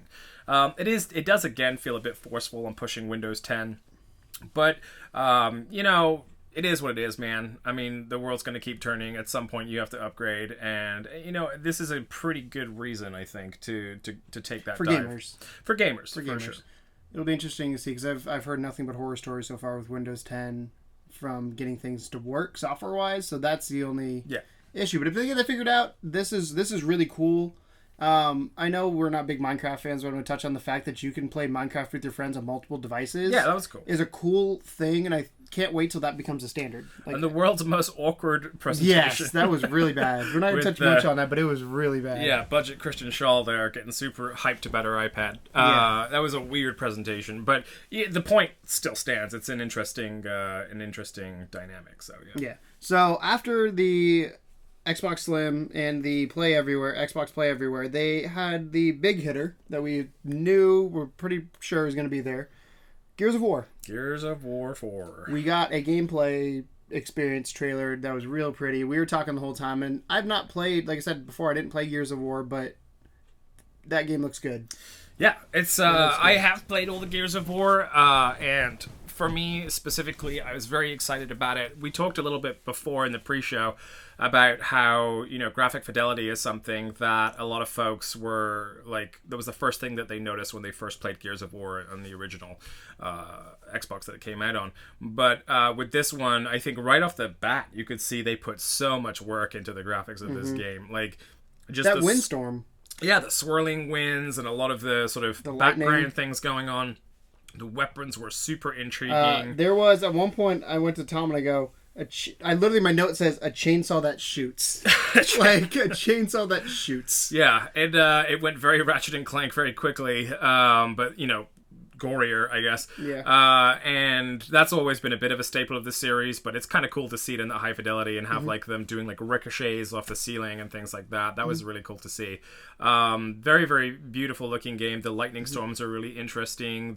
I like the fact they have a strong female protagonist in this game as well. It's been something lacking from some of the previous games. And of course, the big reveal at the end with Marcus Phoenix just kind of hanging out there. That was dope too. And it is coming out October 11th, 2016. This year. This end of the year is going to be, like, I feel like last year was crazy. I feel like this year, assuming everything, like we keep saying, everything sticks. You know, I've been looking at, like, every time I go into GameStop, I get that little list that they give you that says this is everything that's coming out. And I keep looking at it and going, man, this is just kind of depressing this year. There's not a whole lot now for that me. E3's happening, it's going to be like... Yeah, but now E3 is kind of kicking in gear. You could finally get some, like, oh, actually, there's going to be a fuck ton of things to buy later in the year. Our chat was bemoaning the fact that they were all going to be broke very quickly after the start of this conference. And then they also announced, along with Gears of War, the Gears of War Elite wireless controller. Which looks pretty cool.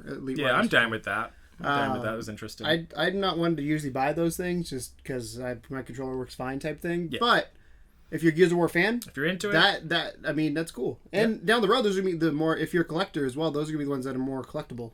For those that are slightly more hardcore fans as well, it was interesting to see them pull out the Killer Instinct guys afterwards and say that Rom is going to be a part of the Killer Instinct series. Rom is a pretty big character in the Gears of War, I guess, lore, and it's going to be pretty cool to have him kind of in that game. Now, I'm not the biggest Killer Instinct fan, but for those of you that are, I'm sure that's a treat. Yes. So after Killer Instinct, I'm just going to literally do what we did yesterday and just go down the list because there's a shit ton of stuff. The one I was excited about, you weren't so hyped about, Forza Horizon 3. I forgot that Horizon was a series because I think of Forza as the true Sim series, not the I was a little confused there at the beginning when they're like there's fucking airplanes dropping off cars and stuff. I'm like, isn't Forza supposed to be realistic? But apparently it's a different thing. Yeah, so I learned something today. A couple things about it. One, it is 4-player campaign co-op online, which is crazy. Especially in a racing game because obviously precision is key and stuff like that. Seamless online joining others. I don't know how much I want to put in what they did there because you literally went from booth to booth without loading. Games have to load. I mean, there's no way you could go booth to booth without loading. Booth to booth. Booth to booth. Yeah, I mean, it was cool. If it works that fast, awesome. Yes. If not, it is what it is. And then release date is September 27, 2016. And I was very impressed with the areas they showed off. They showed off, from what I wrote down, a beach, a forest, and a desert. All vastly different, but all at the same time had vehicles tailored to what they were. And I'm sure you could take vehicles that don't belong there if you just want to fuck around and do that as well. Yeah. So that, to me, is really cool. I might actually, since we're getting an Xbox... Now we actually have an Xbox One, I feel like I can play these games again. Yeah, like, it's fun. Exciting. It's awesome.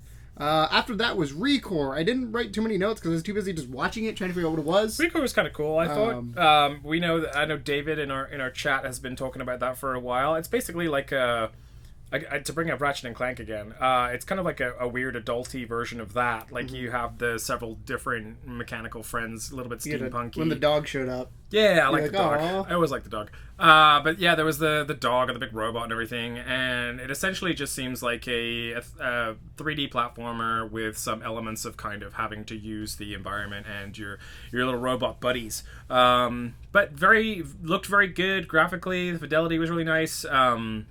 I'm gonna sit on the fence until I play it. I don't necessarily think it's one that instantly or demo or something. I would hope so. It's not something that grabs my attention like right away, like, oh my god, I have to have this game right now. But it's definitely one that I would be intrigued to give a shot. So if we can get it relatively on the sly, then maybe we'll put that together. But yeah, it looked interesting. It was pretty cool. Next on the list, Final Fantasy 15. They did the Trial of Titan, which looks like, from what it said, was an E3 exclusive mission. I can picture that showing up somewhere as a demo because it was an interesting little thing. Would you die as much as the dude did? I would definitely not die as much as that dude did. That dude was fucking terrible. That was bad. Considering that guy's played that game at least 50 times, like he was just getting. We were saying though, you know how stressful it's got to be the demo guy on stage. Yeah, it's got to be nerve wracking, and I'm sure that's what it was. But dude, that guy got owned so hard. He did. But just like. Jesus, like just like Jesus? No. Just looking at that I guess set piece with the giant Titan and how they took it down, and remind me of the Shadow of the Colossus a little bit. Yeah, totally. That's but also that's going to be something that is going to be relatively seamless in game too. Like if you've played any of the previous demos, it's not like they kind of like pause everything and then here's a cutscene and then here you are fighting this dude. Like it probably could be something that could just show up out of nowhere. It's going to be super interesting to see how many of those like more gigantic characters that they can fit into that game. They have actually released a bunch of stuff on Final Fantasy 15 recently. There's obviously the two beta demos, whatever they're called, there was those two, but then even the other day, like I don't know what was going on with Square Enix, but they were just like, here, have a bunch of free shit. And they showed chocobos like in all of their size, shapes, and forms. They showed a bunch of stuff. They just released a ton of videos on Twitter, and they were all really, really great looking, especially the chocobo videos. But and now we have this E3 exclusive just showing off like a Titan in its true form, and wow. It was cool. Graphically, that game looks insane. They seem to be continually honing the combat. It always looks a little bit different every time I look at it. I, for one, am super excited about that. I know you're semi-excited about that. I'll be excited to watch you play it, essentially, is what it is. I mean, I think it's a cool game. I've said many times, I'm just not a Japanese game fan. Yeah. I just don't see the appeal of it. But it's seeing how excited you are for it, and that whatever that other one we'll get to at some point, the other Japanese game we had. Scalebound, that one. I just don't get it. But like, it'll be fun to watch. I enjoyed playing episode Duske. I enjoyed playing the what was the last one called? I don't remember if they gave it a name or not. It was Platinum Demo. Yeah, Platinum Demo. So that was fun, but I don't think I'd ever buy that game because I would not put the time. Like that's a quick experience in that I love getting in and getting out. And be done. It's not the type of game you can really do that with if you own it. It's everyone that's a Final Fantasy fan out there will know this is a good 100 to 200 hour game. So, but I think if they can keep up that level of quality that we've seen in the demos and in the videos up until launch, then it's going to be something special. Yep. What else you got? Release date for that, by the way, September 30th. We already knew that, but gonna be on pre-order. We've got it. Can't wait. They gave that information. The next thing is The Division. They didn't say much about it. They talked about the new expansion, right? Yeah, the new expansion on Xbox on June 28th. I don't know when it comes out on PlayStation. Do they? I think they get it a month early. I could be wrong on that. They get it early. I know that much. Which is why they tout it. Randomly generated missions, underground dungeons, and underground expansions. Yeah, randomly generated missions. I'm down with that. That is how you expand a game like The Division, which has already become stagnant, by making missions randomly generated. Yeah, I've not played it ever since the last update happened. I've been meaning to get back into it and just kind of run around and see, but I don't have any use to. Yeah. Like, there's no reason for me to go back in, so it'll be interesting. I got the gold edition. I'll have that on my PS4, so I'll go in and see what it's all about. But at the same time, I'm kind of like, yeah, they definitely need to start really, really working on maintaining their fan base for that game. I think they definitely dropped the ball with engagement, which is something that they can look into and they can get better at. But for the time being, it's going to be interesting to see whether they manage to keep or at least bring players back with this expansion. Because I know a lot of my friends have we could go back when I really back to Elder Scrolls. Yeah. Battlefield 1, I'm not going to say much because EA had a lot of it, but basically it's out October 13th with EA Access on Xbox One, and it's October 21st for everybody else. It's the same trailer we saw yesterday. I don't think it was disappointing that it was the same trailer, but I don't think there's a lot more you could say about Battlefield. I mean, it's just, it looks great, and it's going to be great. I'm hyped. And yeah, that's all there is to it. I usually don't feed in that. Well, I guess I did for Star Wars and for The Division, but the hype train on this is real. Yeah, and I think that what Battlefield always does really, really well is like a certain realism factor that is a little bit different to like your Call of Duties and your Titanfalls and things like that. But I really, really did enjoy during all the previous Battlefield games, and this is something I discussed with Keegan while we were watching.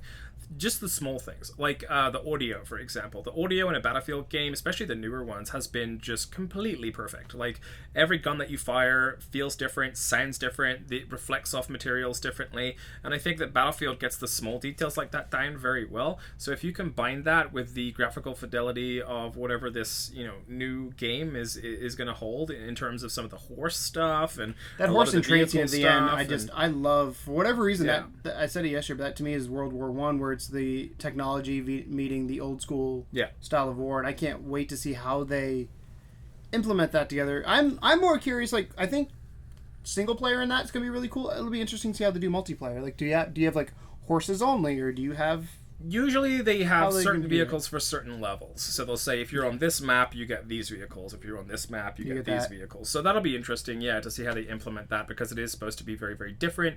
Vastly different areas that you're fighting in. So I would be interested to see how they pull that off.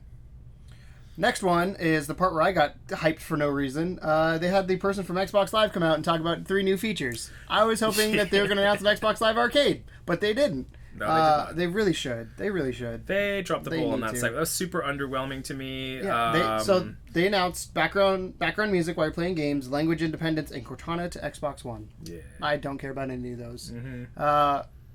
And they did clubs, looking for groups, and arena. Clubs is just like communities on PS4, and I don't ever use them. I don't use them either. I think I'm in 1 or 2, maybe. Maybe if I was younger. I just don't care. Yeah. You know what I mean? You also like playing by yourself. I do. But I'm a social gamer. I'm a and lone like to wolf. me, but I also play with friends versus randos a lot of the time. Yeah. Unless it's like I don't.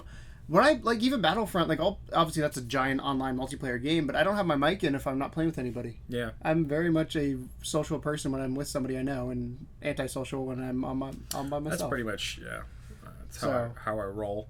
Yeah. And then you had the arena as well. And what was the other one? Looking for groups. Looking for groups is cool for those folks that do want a multiplayer experience. There was a couple games that we saw during this conference that looked like they would be more fun with friends or randos, like Scalebound looked like it could be fun, and Sea of Thieves looked like it could be fun. So looking for groups might be useful for those folks. I don't know how they're going to have that in game. Well, I was going to say, I wonder how they're going to do that criteria, because is it everybody or is it... I don't know. They didn't like, really go a lot into the algorithm of it and like whether it's going to match you up with people that are. The only problem I would have with that is like, okay, I'm looking for a group. Well, I have my headset in. Person A doesn't have his headset in. Person B and C do. Like, how are they going to do that? And can you kick It'll people be out the of group? same as most of the other styles of game. But I think if you're looking for group, likelihood is that you probably are prepared for like a multiplayer situation. You would have a headset and things like that. But not always. It is what it is. Not everyone can afford a headset, man, and that's cool. No. That's fine. If you want to play, as long as you're... back in the day, you got a headset for free with the console? Yeah, I mean, you get them now, but they're really shitty. The Yeah. PlayStation 4 one is garbage. Yeah, that's just... I love the 360 one with the one earpiece and I felt like I was like an operator. Madonna. Yeah.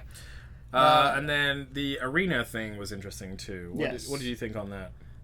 I would never use it, but if you wanted to have a competition or something like that, it made total sense. Yeah. I mean, I was thinking, I'm thinking from a YouTube perspective, is if we wanted at some point to say, hey, we're going to have a Rocket League competition, so easy to set it up through there. Like, just join this and do it. Like, how easy would that be to do that versus having to either make a website or something else and coordinating through a third-party app? It's almost like bringing the world of esports a little closer to your average gamer. And I applaud them for that. I think that's a good thing. Again, it's an underwhelming announcement. I mean, Keegan and myself were looking for something a little bit more cool, like I was waiting for a bomb arcade. drop. But that I mean, one was a up to little that point, they were really good. That's why I think they were good at building up the hype, and we were ready to go. Yeah. Like, that's what it was. All right, what else we got? Next was Minecraft. We'll touch on it a little bit, not a whole lot, because neither of us are really big Minecraft fans. No, we're not. But and that's not to there's shit on anyone that loves Minecraft. There's 100 million people that play it. It's one of the most prevalent, probably. It is the number one game on YouTube. It's definitely one of the biggest things to happen to gaming in recent memory. And it did bring a lot of folks into the fold that maybe wouldn't have. As far as kids, especially, kids love Minecraft, like, so fucking much. We both work in a store where we deal with kids often, and they're usually sat there playing on Minecraft, like, all the time. And they get it, which is really, really cool that they don't have to try too hard to play that game. So, it's... yeah. Blue's making me laugh. So, yeah. It is what it is. The big announcements I think they had there was that you can play with, like we said earlier, play with everybody on different devices. That's really cool. Especially, I mean, not everybody has. I do and don't want this at the same time. Where one console generation, like, I don't want it to be one console, but I want it to be where I can play with my friends who may have chosen another console because the exclusives. That's the end game, isn't it? That's what I'd rather have. Like, I still want, like, I'm probably this generation. Even with the Xbox One, I'm going to be a PS4 guy. Yeah. Because the exclusives on it so far, in my opinion, have been better. Not to knock on any, like, Halo 5. I want to play Halo 5. It's exclusive on Xbox. I almost bought an Xbox for Rare Replay. Like, that's why you buy the different consoles. The third-party ones, I mean, yes, there's usually some little differences in graphics, but it's the same game in the end. It doesn't matter. But I want to be able to play with my friends who haven't. Like, an example I use is one of my YouTube friends is Tubin Monkey. He has a PC and an Xbox One. Well, I can play with it on PC, but I don't have very many PC games. I have none of the other stuff. Like Rocket League, I wish you could play with us. Like he has Rocket League. They're starting to open up a little bit now. I mean, you could see Xbox just trying to come out with like, hey, we're going to let you guys play cross-platform if you want to. And we talked about this a long time ago. Mm-hmm. Sony it was couch conversation. Trying to make Sony seem like the bad guy. But it is what it is. Hopefully we'll get to a point where, that's something that we can enjoy all together. Yep. Yeah. And then the next one, I got a little excited about. I don't know why, because it's really stupid. But the custom controllers that you could do. I think it's just kind of making, like they said, you can make it yours. And as dumb as that is, like, we all have a black PlayStation controller. I have a white PlayStation controller. You can buy a blue one. But, like, the fact that you can customize it, I was thinking in my head, level 2 gaming colors, red, black, and white. Like, how cool would that be to make this yours? Like, your buttons, maybe your face is black, your buttons are white, and then your triggers or something are red. It's a neat idea. It's not a game changer by any means, but the fact that it's something that you can do... is kind of intriguing. Look at it like a value add to what Microsoft like, why is. not? If you can do it, why not? Then the next thing was from the creators of Limbo, a game called Inside. Which they had showed so little on. Yeah. Didn't they? Like, they just kind of showed that weird waiting room area. It's coming out on the 29th, so what is that, 2 weeks? A little over 2 weeks it's coming out? Yeah. I mean, the guy that was talking about it afterwards was basically saying that it's one of the, the greatest things he's ever seen. But they didn't really show us any of that. So, you know what? I dig Limbo. I trust those guys to come up with something interesting. I will be skeptical of it until we actually see a little bit more of it. It is nice that they gave away Limbo for free. Limbo's free on Xbox One right now. And then the next one, I think Tom was very much a fan of. We Happy Few. We Happy Few. Oh my god. Did you see that shit? Like, it's English. So not just because it's English, not just because that. Honestly, I the whole time I was looking at it, I thought of Charlie Chaplin with the masks. A little bit, yeah. So the reason why We Happy Few made me so excited is because, for a start, I've seen it before. I didn't know what it was until we got halfway through that trailer, and I saw, like, when they went to the zoom out thing, you could see it on the side. But We Happy Few is something that I've been applied for the beta for a long time. I still haven't gotten anything from them yet. But, oh my gosh. So you have... First of all, you have a story which is super kind of my shit, right? Any of you that have seen the movie Equilibrium will know what I'm talking about when it comes to, like, this idea of this, like, weird future where you have to take a drug to be happy, and then, like, one of those people decides not to take the drug, and then they see the world for what it is, and then the whole system breaks down. That's an incredible story. I love that story whenever it's told.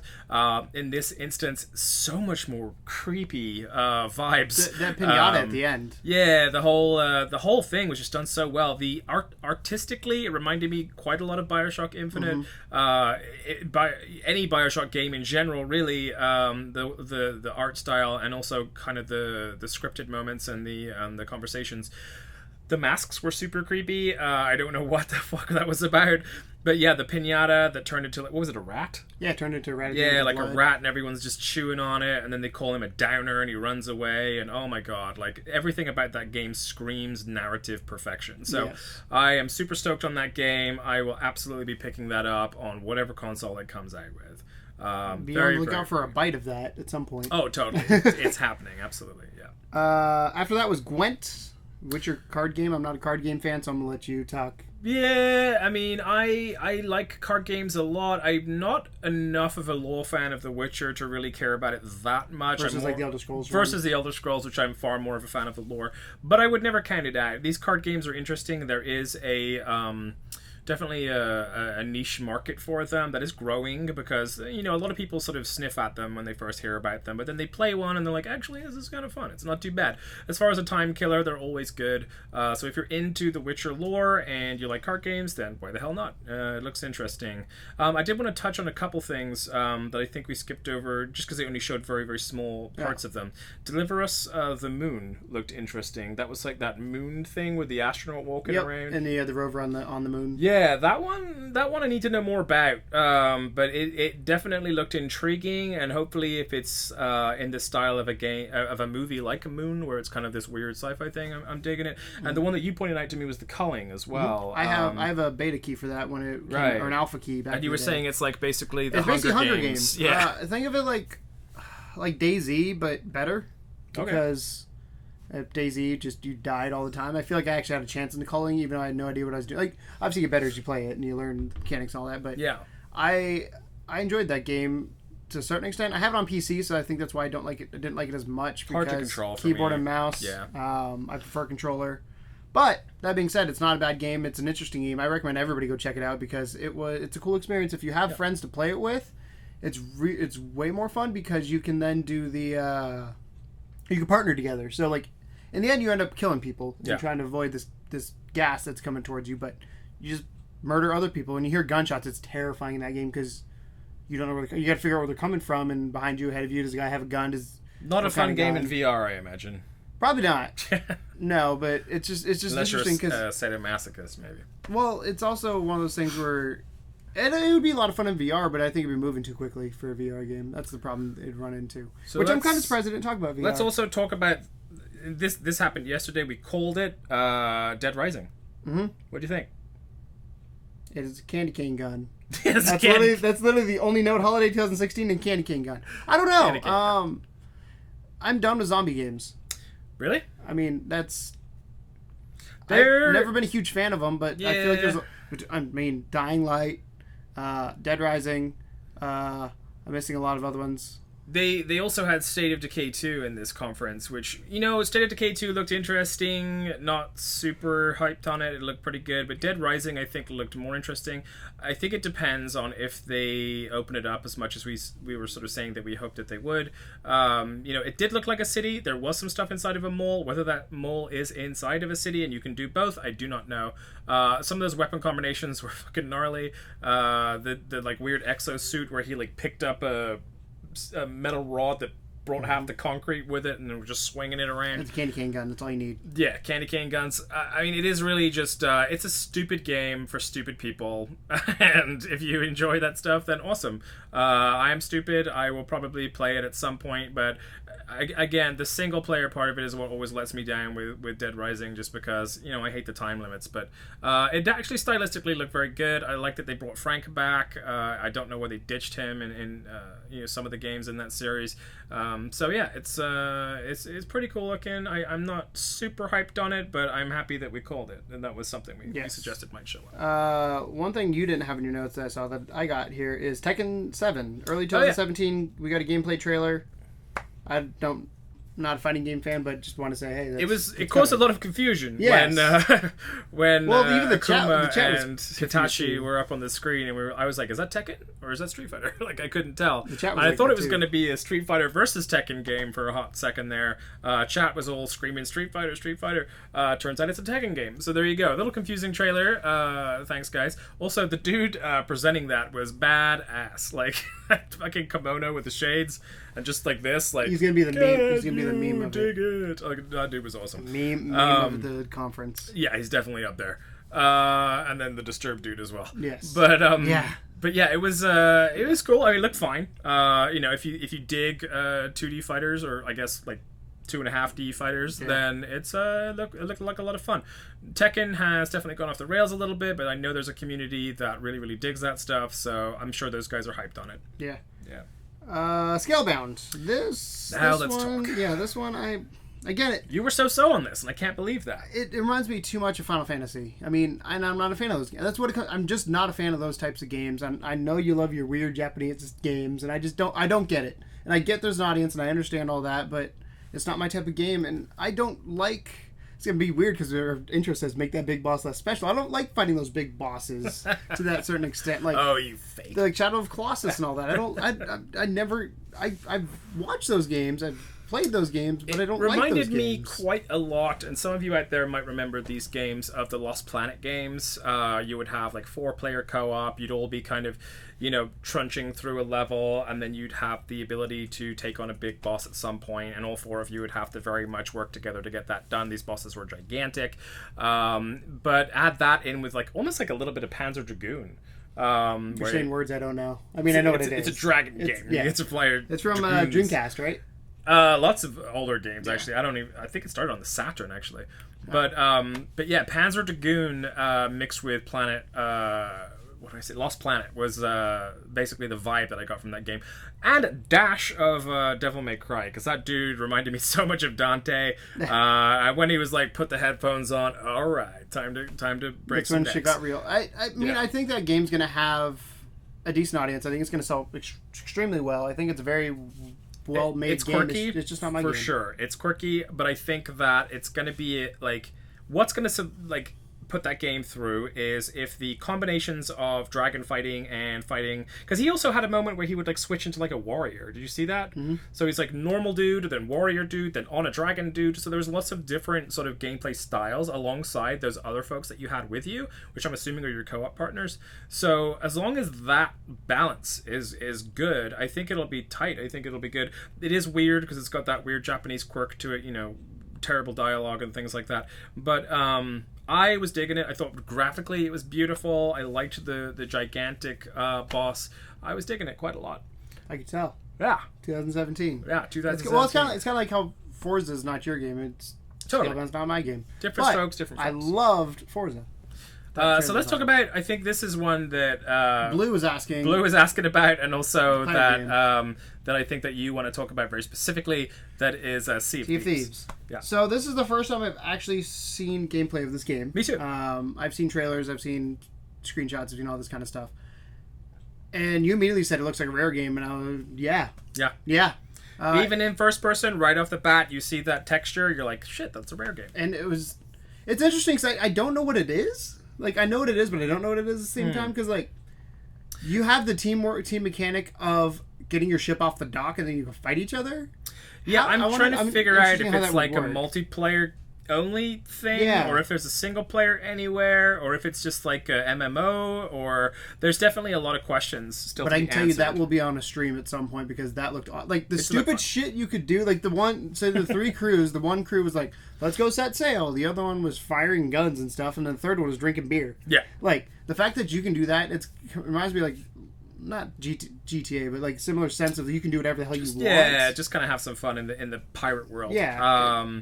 But I think also on top of that, there's a certain amount of stripped downness that was in that demo, because when they show the original trailer, they had that kind of like that still motion thing where they would take the camera through this like epic thing of like skeletons fighting and stuff like that, and so that was like a hint to what to expect. But then when they showed the gameplay, it was entirely player versus player. So I think that maybe I would expect it to look somewhat similar to like Elder Scrolls Online or something, where you can definitely fight each other if you want to in certain areas, but then also maybe there's some questing and missions to do as well, revolving around like actual pirate shit. So yeah, either way, super impressed with that. Definitely on my radar now. Was not previously. Probably gonna pick it up. They didn't give a release date or anything, because I was pretty good at trying to find a release date, but I didn't see a release date for it. I didn't see one either. My guess would be late 2017 maybe. It looked very bare bones from what we saw in the demo, so I don't think it's going to be anything we can expect this year. All I'm gonna say is Rare is back. Rare is back. Rareware is back. Rare. Rare. Yeah. And then next one, you touched on it a little bit earlier, but State of Decay 2. State of Decay was zombies. Was like I said, it was so. Like, I'm a little bit with you on the zombie thing. I'm kind of done with it. You know, but the thing is, zombie games are always so fun. Like, they're always kind of fun. As you know, I'm a big Dying Light fan. I like Dead Island a lot. All those types of first-person zombie games. Never really dug the third-person ones a whole lot. Like, I've never been the biggest Dead Rising fan. I don't think I've ever even played the first State of Decay game, so the trailer was kind of cool. You know, just the nonchalant nature of everything in the trailer, the fact that it looks like you can maybe, like, request help with a flare and then have, like, folks come and dig you out of whatever ditch that you find yourself in. I wish there would have been some gameplay in it. There was not. It was just a giant cinematic, but I'm fine with that. It was okay. It was interesting enough. Once I saw zombies, I was like, I'm done. Yeah, that's the one you really thought was Alan Wake. Yeah, that so looked like Alan Wake for, You're like, for a minute there. Zombie. Super as upset soon as the zombie. Where the fuck is Alan Wake, Microsoft? Come on, man! It's been forever. You gave us that awesome little add-on and everything, and you guys have been like, you know, tempting us for years. Come on, man! Like, you know, everyone wants Alan Wake. Like, just do it. I don't, because I've never played it. You would love it. No, you would hate it. You would. You would love it. You would hate it. And then they ended the conference with, other than Scorpio, they ended with Halo Wars 2. Halo Wars 2 and free beta coming out today, right? Today. I was like, today's the 13th. Yeah, live now, and it goes for like a week or something. Yep, 13th through the 20th. So I'm sure once I get back from Mini PopCon, I will probably pop that in at some point. I played the first Halo Wars, surprisingly. I enjoyed it. Not my type of game, It's but not mine I played either, it. but it's I liked Halo. It's Halo. That's honestly the reason I bought it, because it's Halo. Yeah. But I don't know. We'll see. I mean, I'll play the beta, and I don't know if I'll buy the game just because it's not my type of game. But a lot of people are hyped for this game. I think so. I think there was a big following behind the first one. I think people have been clamoring for another one. It's very different, isn't it? I mean, people just love the lore of Halo in general. There's a rich universe to draw from there, but then that style of strategy game is something that you don't see a whole lot nowadays. Mostly they stick to like the Civ games and stuff, but it's cool, and I think they do it really well. I think graphically it's kind of beautiful as well. They do a really good job of that. But just being able to command that type of a legion, of the Halo universe, and kind of play that style of game is interesting enough in itself. But it looked like they were going all out on it. They're obviously confident in it. That's why they're releasing the beta today. And I would recommend that anyone that has an Xbox One go and download that. Go get beta. it. Yeah, and tell us what you think. I mean, I'll play next. I don't know if it's. I assume it'll be multiplayer. I don't know. I don't know that would work. The first one wasn't. Maybe. I don't know. Oh, we'll find out. But overall, I think Microsoft had a pretty solid conference. I will say so. The only lull, I think, for us personally was Minecraft, just because we're not interested. Yeah, in it. Minecraft and some of the extra Xbox features Live, and things that they added. The Witcher cart game was okay, but overall, I would say it was a pretty good conference. A solid conference. I don't usually like to give it a grade until I've seen all the other conferences. And you get the notes that don't get announced in the conference. Yeah, but I would, if I was going off of just what I saw today, I'd give it a solid B. That's what. I think it wasn't really it didn't blow my socks off by any means. But they were pretty consistent. There was some interesting little games in there. They had lots of gameplay. Yeah, which is very tons of gameplay. I mean, Gears of War 4 looked incredible. Happy Few looked incredible. Sea of Thieves looked incredible. So Forza. There was enough in there to spark interest and definitely to throw the gauntlet down a little bit for Sony. I am, however, pretty confident that Sony's going to come out swinging. So we'll find out later. We'll let when we do that stream. Yeah. So, any last thoughts before we sign off here? I don't think so. I mean, I guess we should just let them know kind of what's happening throughout the day. So, at this point, we were planning on streaming a video game, but the problem is we have 45 minutes till we have to be on air again. Yeah, so we're probably not going to get time to do it this round. We have some setup to do. Yeah, so Ubisoft is at 3 o'clock. We go on air at 2:30. Mm-hmm. So that's, again, 45 minutes from now. Kind of excited for that one. We'll talk about. I'm super excited. Ubi always pulls out some cool stuff. And, I'm looking forward to their shitty comedy. It's probably going to be Aisha Tyler again, isn't it? Yeah, probably. Yeah, I mean she's not bad actually. I just don't like her fake enthusiasm. Sorry, Aisha. But yeah, we'll have Ubi at 3. We're going to go live at 2:30 in the same spot that you see us now. Mm-hmm. So if you guys want to get hyped up for the Ubi conference, please come and join us for a half an hour before to get hyped. We will then, of course, switch over to the conference. Same stream. You won't have to go anywhere. We'll be streaming the entire conference, and then we'll be back here to discuss the conference afterwards. In that stream, one of the things we got, again, I woke up late today. One of the things we got to do is set that up so that you'll see the stream on our list here shortly as a public event. And if you want to get a notification for when we are going live, subscribe to the channel. You get a notification then. It'll say, hey, Level 2 Gaming is live now on YouTube. And that is level2gamers.com. Yes. To get you right to our YouTube. Or keep an eye on our Twitter. Or here, if you're on YouTube Gaming, you can subscribe right here and it'll pull it up as well. Yeah, I'll do that. Also, at Level2Gamers on Twitter. That's another good place. We'll be pushing it out there, too. Because the other thing we're going to run into also is if... depending on how long this Ubisoft goes, we have time between Ubisoft and Sony. There's a good whack of time between. We got to figure out what we're going to do game wise. So that's part of what we got to do. So maybe you guys can encourage us. Let us know what style of game you want to see, what console you want to see it on. If there's anything in particular, we've been throwing a few ideas around. I was kind of hoping to maybe do like a Destroy All Humans or something like that, something goofy. But if you have any suggestions for something you'd like to see, then we'll let you know if we have it. Yeah, and if we have it, we'll play it. So there you go.